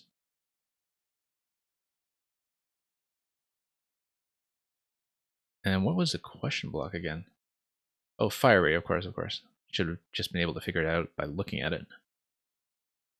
Send a raft west on last fiery eye. Okay, so let's do all of this stuff, I guess.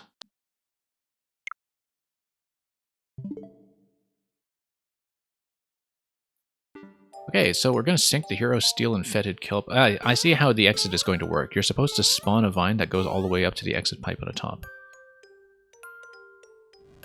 So where's the dark altar? I think the dark altar is not here. We need to shine something on it. Not yet. And...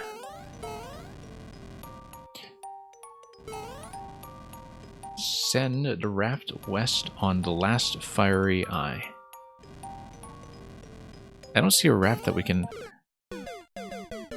Oh, I see. No, no, no. You see those tracks there? There's going to be a particular skull raft that we need to send down there.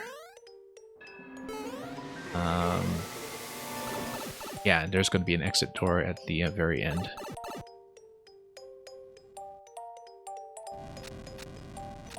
Okay, so we need to sink a sword over here. I don't see where a sword is going to appear.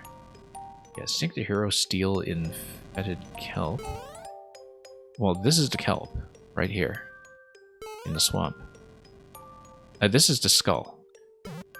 But this skull is not something we can activate because we can't actually get on top of it. Sink the hero steel.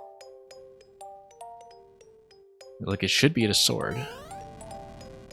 You should maybe be doing a sword pound here or something. Unless that's actually a safe location to land on, just by troll level logic or something. Notice that there's some stuff going on in the middle bottom over here as well. I think that's just a block that needs to be activated to send the vine all the way up top. In fact, I'm fairly certain that has to be the case. Like, this block in the middle here is going to spawn something all the way up. So we need to shine the dark altar. I don't know what the dark altar is. We need to scan around a bit more, I think, to see this properly.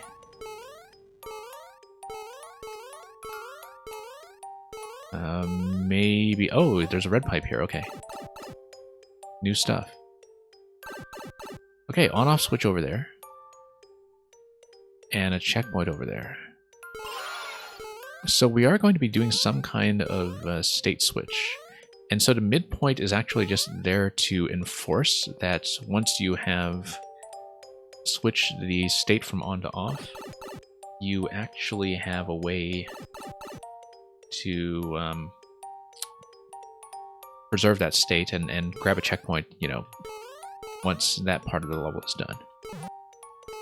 Well, these are just books. There's nothing to do with an altar. But maybe there's some additional exit here that I should be aware of. I don't think we saw anything, though. So let's go back.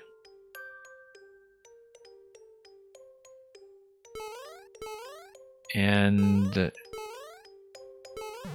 possibly we need to go back to the clue rooms, because the hero steel, of course, is the sword, and the sword was something that didn't, in fact, exist for us as an object in the level.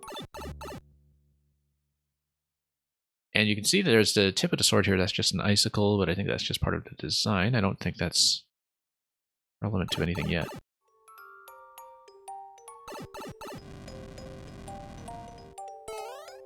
Sink the hero steel and fetid kelp. I mean, yeah, like clearly there's an object that you can interact with that you can dunk here. But I don't know how to spawn it, and possibly we just haven't found what to do with that yet. Okay, so if I finally jumped over here, there's nothing to interact with over here. This is the last fiery eye. We need to send a raft west on the last fiery eye. What is the raft?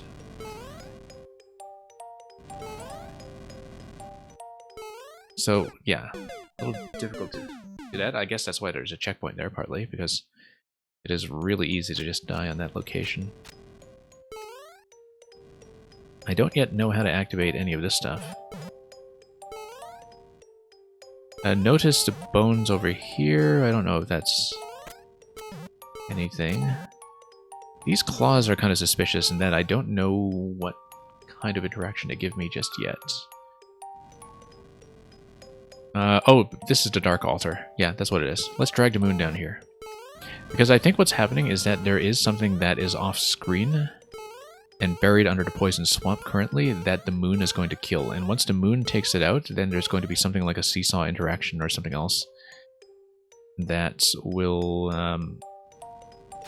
do what we want. So notice how the moon gets dragged a little bit by the poison as well. That's always a neat little interaction. And yeah, there you go. That's going to kill something. And I think that was probably something like a seesaw trigger, like if there was a muncher or a dry bones that was within that activation range. So something broke over here.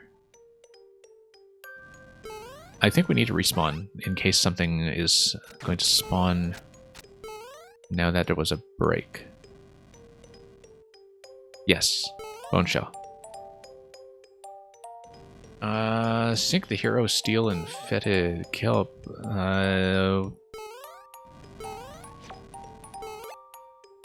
Can't pound here. But we can send a raft west on the last fiery eye. Well, this is the skull raft. If we kick the shell, I think it's supposed to deflect and hit something then.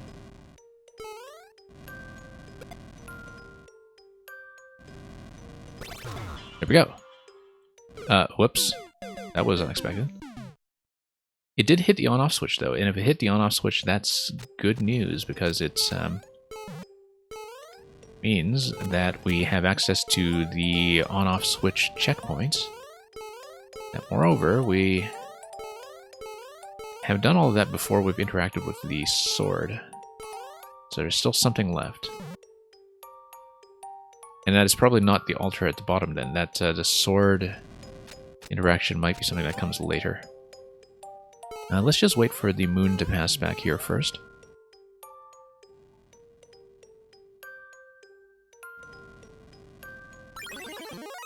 Okay. That's going to break. Let's just respawn to make sure we get the bone shell to come up, in case it was blocked. I feel like this should have worked. Oh, no, we didn't, we did that too quickly. We didn't wait long enough for the block break to actually trigger after destroying whatever it was under the lava. Under the poison, rather. So I needed to wait a little bit longer for that interaction to complete and for things to break open. And yeah, if I stand over there, I might be too far off screen, except I think the object we destroyed was somewhere around the middle here, so... I don't think we absolutely... Oh yeah, no, you'd probably scroll too far and have that be off screen if you take too long there, so... Or rather go too far to the right. Okay, Bone Shell's just going to come up organically. We don't need to worry too much about that. Let's do the kick, and let's not die to the burners this time. I may need to get out of here quickly. Whoops. Oh, no. I didn't quite kick that right. It's not supposed to blow up in that location. It is supposed to trigger something a little bit later, so let's do this once again.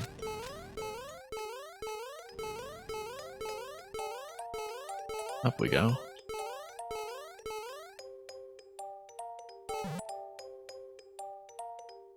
And let's take this all down.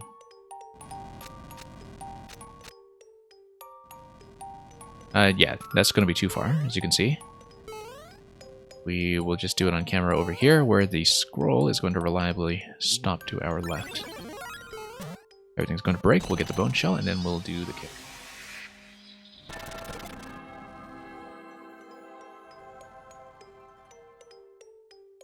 And if we lose the bone shell, we will reset through the doors to get another one. I think that's how things will work. The bone shell's not coming up this time. Maybe whatever mechanism is down there is partly dependent on my position in terms of how things are actually going to spawn. There we go. Yeah, maybe there was some kind of inconsistency there based on where I was standing. Anyway, beware of the burners. I will wait for all of that first. Yeah, let's just wait for the next pass here on the burners. Ah, Master Sword, okay. Okay, the burners don't actually hit me at this point. Which is great, because now we can do this. First of all, actually, let's save at the on-off checkpoints. Just in case. Because I'm about to dunk myself into the poison. And I don't want to miss. Okay, let's head back down, and then let's go for the dunk.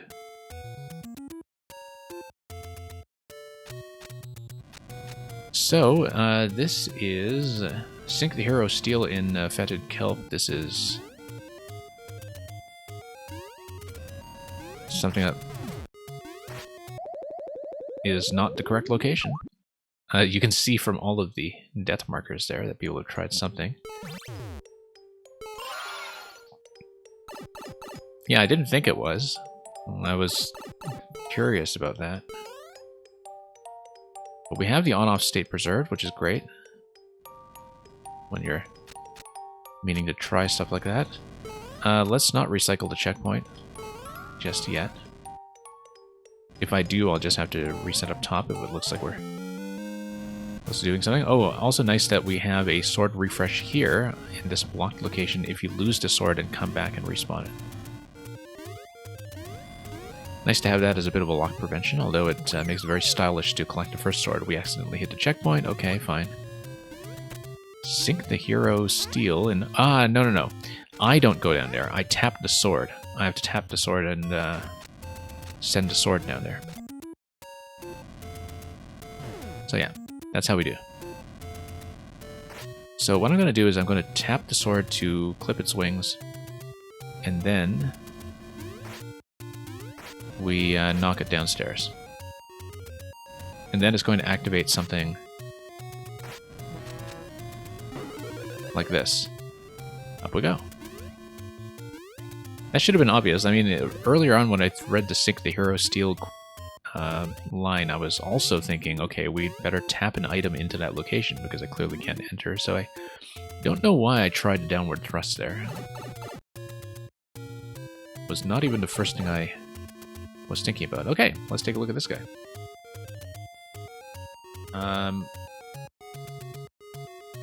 Exit. It's going to be LE. a leap. What was the coin again? Leap of Faith. That's what it is.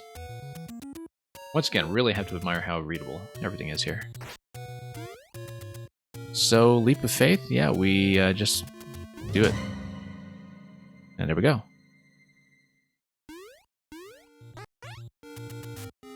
Oh, I also wonder if there's anything in the right slot here. Ah, I see. It's, of course, using the classic troll method of just putting trampolines in there. Notice that we can also just bomb everything as Link at this point, if we really wanted to. I don't know why we would want to, but I love checking these things just in case there actually is anything we can do.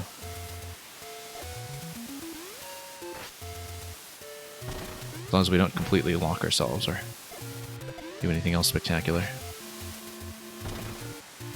Yeah, I don't think this actually gets me anything, but maybe up on the clouds on top. I mean, we can always check. The clouds are floating up there for a reason. I think I actually do want to check. Even though this is only going to be 2 screens high at most, and we won't actually see much happen. But I feel like it's the kind of secret that could be hidden given the arrangement of the destructible elements in the tower. And at worst, this is just the thing that gives you the flagpole at the very top once you're done. Okay, nothing here. Yeah, because you're restricted by the scroll, I guess. The scroll is locked. That's what's going on here, and you can see there's actually a set of icicles up top. So this just gives you the top of the flagpole, and that's it.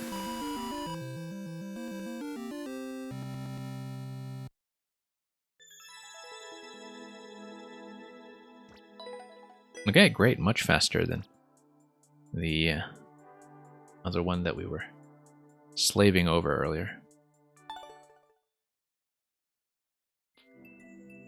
We might have time for one more. This is running a little late in my stream, I think, but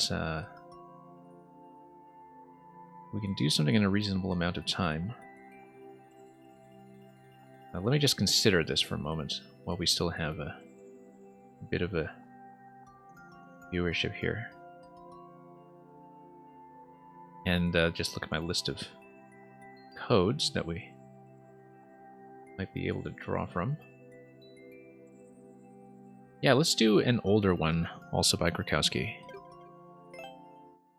Since, as I said, and as we just demonstrated, his escapes are comparatively short relative to some of those giant combination lock extravaganzas. This is an older one. And it's Escape the Mining Facility. From February 2020, very high clear rate. As you can see, this might be something that we can do in a decent amount of time. And I will just get my notepad set up, looking for group. See in the code here at the very end. Let's just do it. 1-up mushroom mining is mysterious and dangerous, and bring a pen and your wits. Very helpful cautionary sign in the cover image.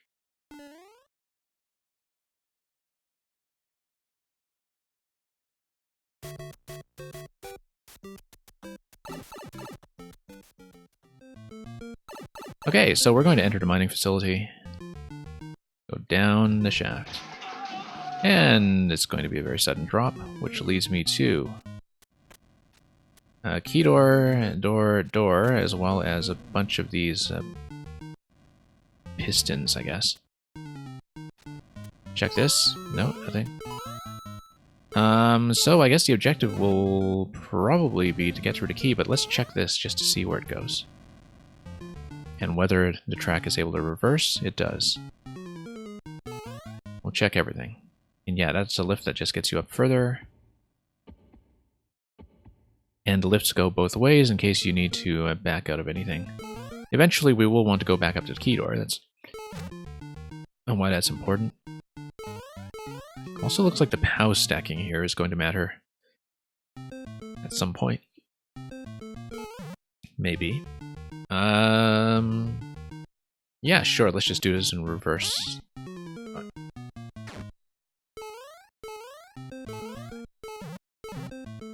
Okay, we see a couple of pistons all over the place here, as well as this gate over here, plus skewer. Skewer is just going to punch through everything. Alright. We might not have the context to see what this is all about just yet, but possibly once the skewer punches through everything, we should come back in here and see if anything spawns. So let's just go back here and take a look, in case anything is revealed. No, just one upstairs. Okay.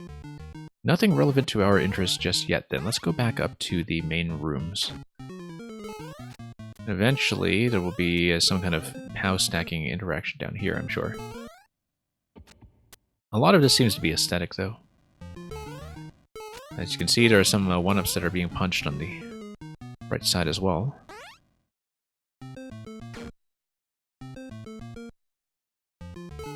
Okay. Left. Face. Oh, wait. No, let's read the whole message.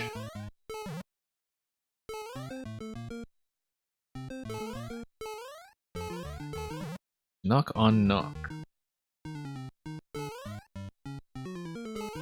I think so. Knock on knock. Left face loose.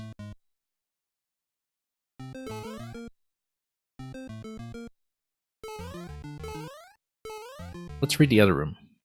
I'd better jot this down. I'll just try to write it down in order as well.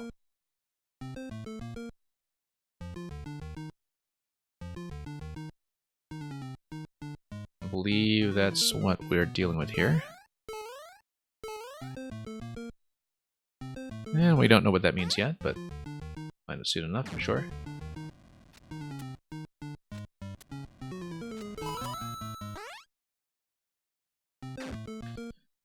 And what's this telling me?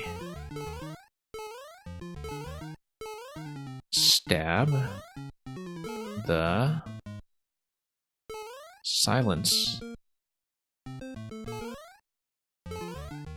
Trust the climb.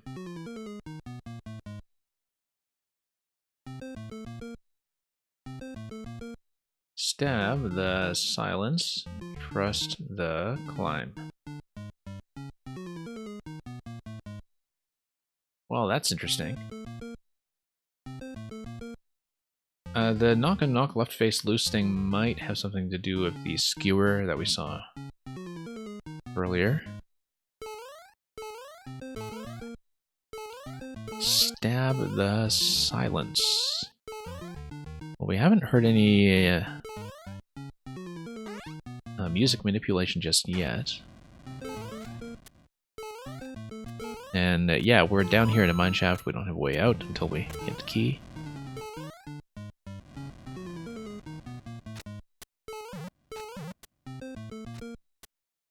Don't know if the mole is relevant to me just yet. POW stack is going to come down with some kind of arrangement. Reeboks, welcome. And let's see here. This is definitely a little bit cryptic.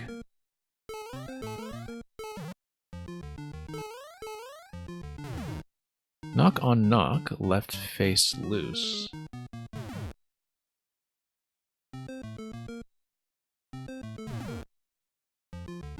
Yeah, just looking at this here, stab the silence, trust the climb. I don't think we know how that is relevant just yet.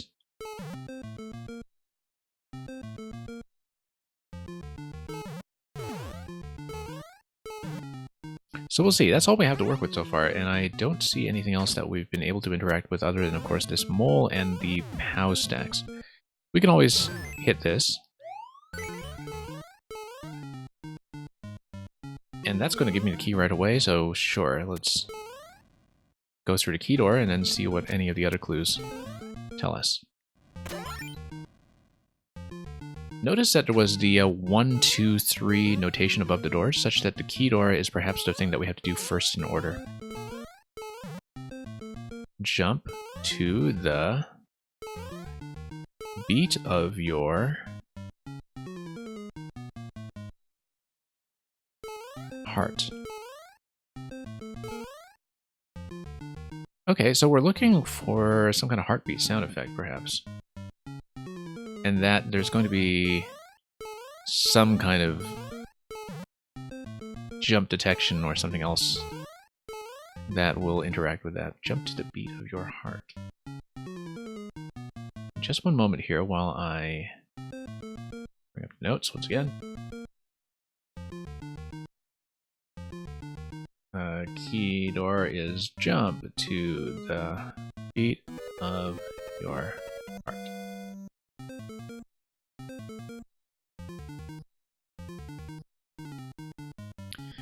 Well, we're going to timeout, but that's okay. We'll see what else we can do here.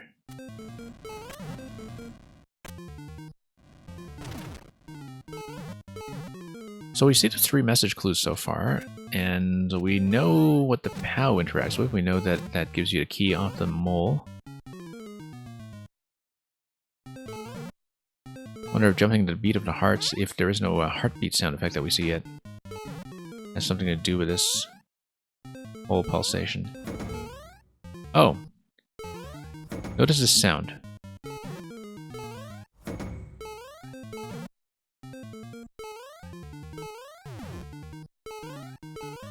We should maybe be searching for sound effect locations.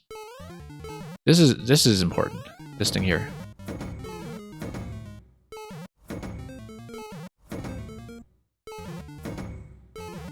Like, maybe we should be jumping to the beat here. But yeah, that's one of the more important things we've seen so far. We should definitely be paying attention to effects then. I don't see this anywhere else. And it's the most relevant thing I can see to what we were hearing earlier about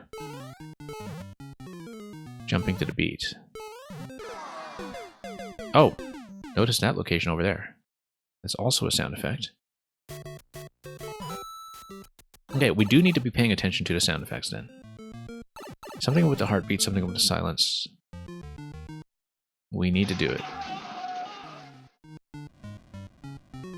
Also, if we get the key off the mole, but we've already seen this clue, I wonder if there's any reason to actually go back into that room.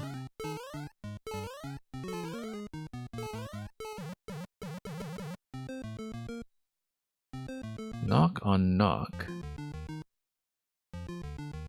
Left face loose. I think this says knock anyway. Okay, no.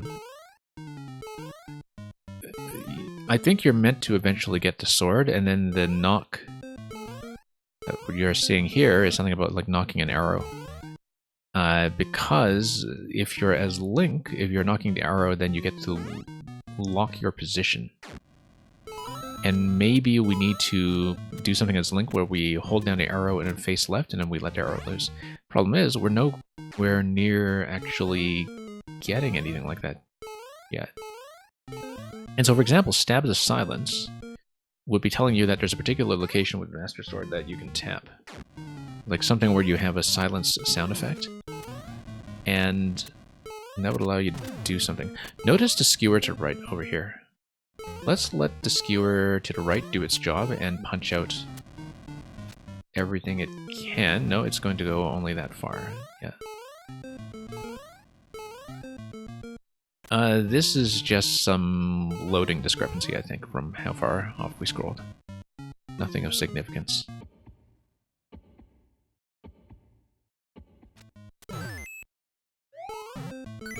yeah, we need to be searching for sound effects and also for the Master Sword. I think that's what's going on here.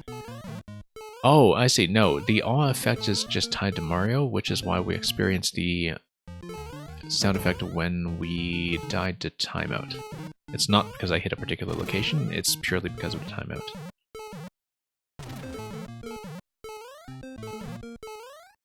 So now that we have the key, well, this is the most promising thing so far, given that the clues we have are jump to the beat of your heart.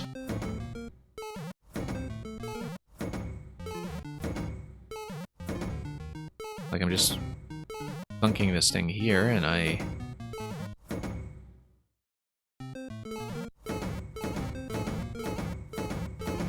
wonder if we just need to jump in a certain pattern to get this to actually behave.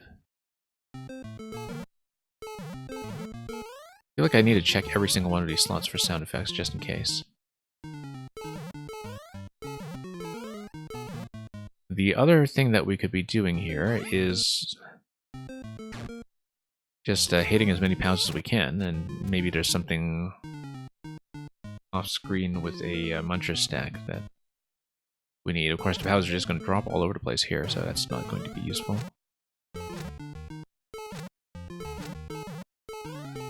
Well, we need to look for a heartbeat then. I mean, the whole pulsation of this stuff here is a potential heartbeat. Look at this. Did we just encounter something? Yes, look at that. Yes, that's the heartbeat location. There's the sword. There we go. And the sword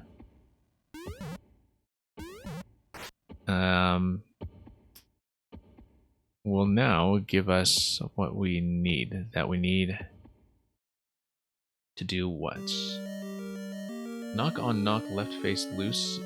So we need to shoot something by facing left.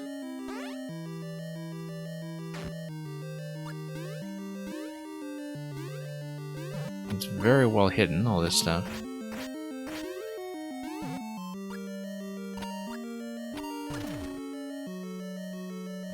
Knock on knock, left face loose, huh? I feel like we do need to do this in order such that we... Oh, yeah. This is the knock. And we actually hit that by accident. I was thinking this is the knocking sound. And the P-switch disables everything, so... Yeah, so there was a hidden P-switch under the blasters that we hit like that. See, this is the P-switch right here, and it actually is hiding, I think, a pipe that respawns it, or... Should be, because clearly you can activate that multiple times. Or at least, no, I just respawned it, I think, by scrolling, or... Or did I? Let's see here. Just want to try this out. So yeah, this is entirely a sound effect interaction level. That's what it is. And then we now have the ability to potentially break this, actually. I mean, we're supposed to stab the silence. It's supposed to be a silent location like this that we stab.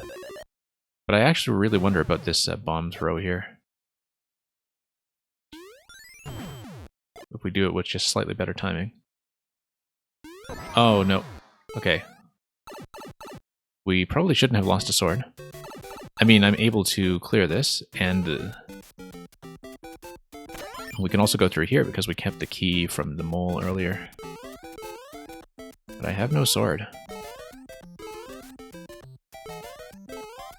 Curiosity killed the cat. Well, I'm very curious. Let's see.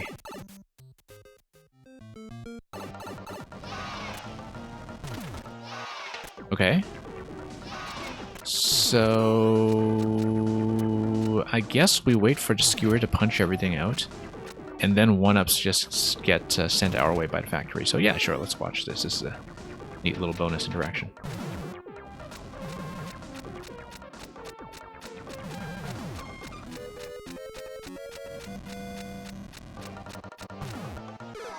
Oh, okay. Yeah, that's how curiosity killed the cat. So. Well, this does give me the opportunity to once again try the thing I was thinking about earlier with the Master Sword. I wonder if the Master Sword can be obtained multiple times. Let's check this.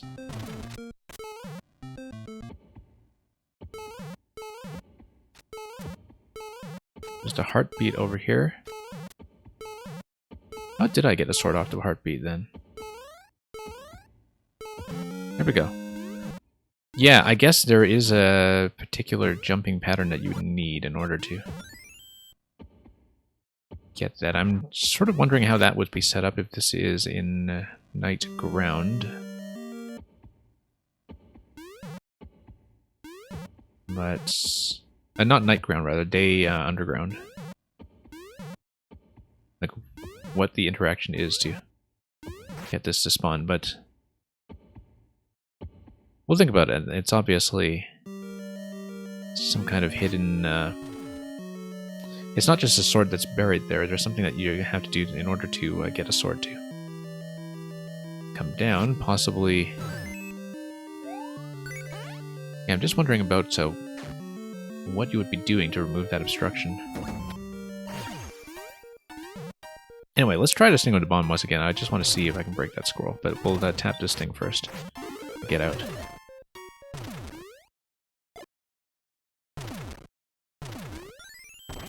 Okay. Nope.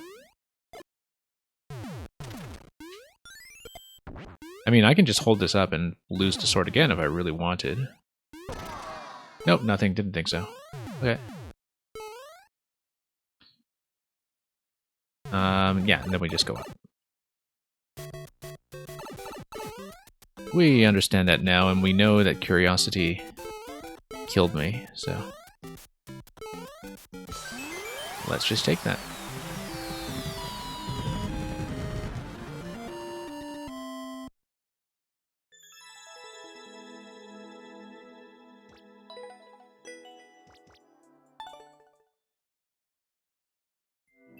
Okay, 3 escape rooms cleared today. I think that's probably going to be a good note to end on. Just one massive project earlier today with the Two-Tone Tower by Redbeard, followed by these 2 shorter pieces by Grakowski.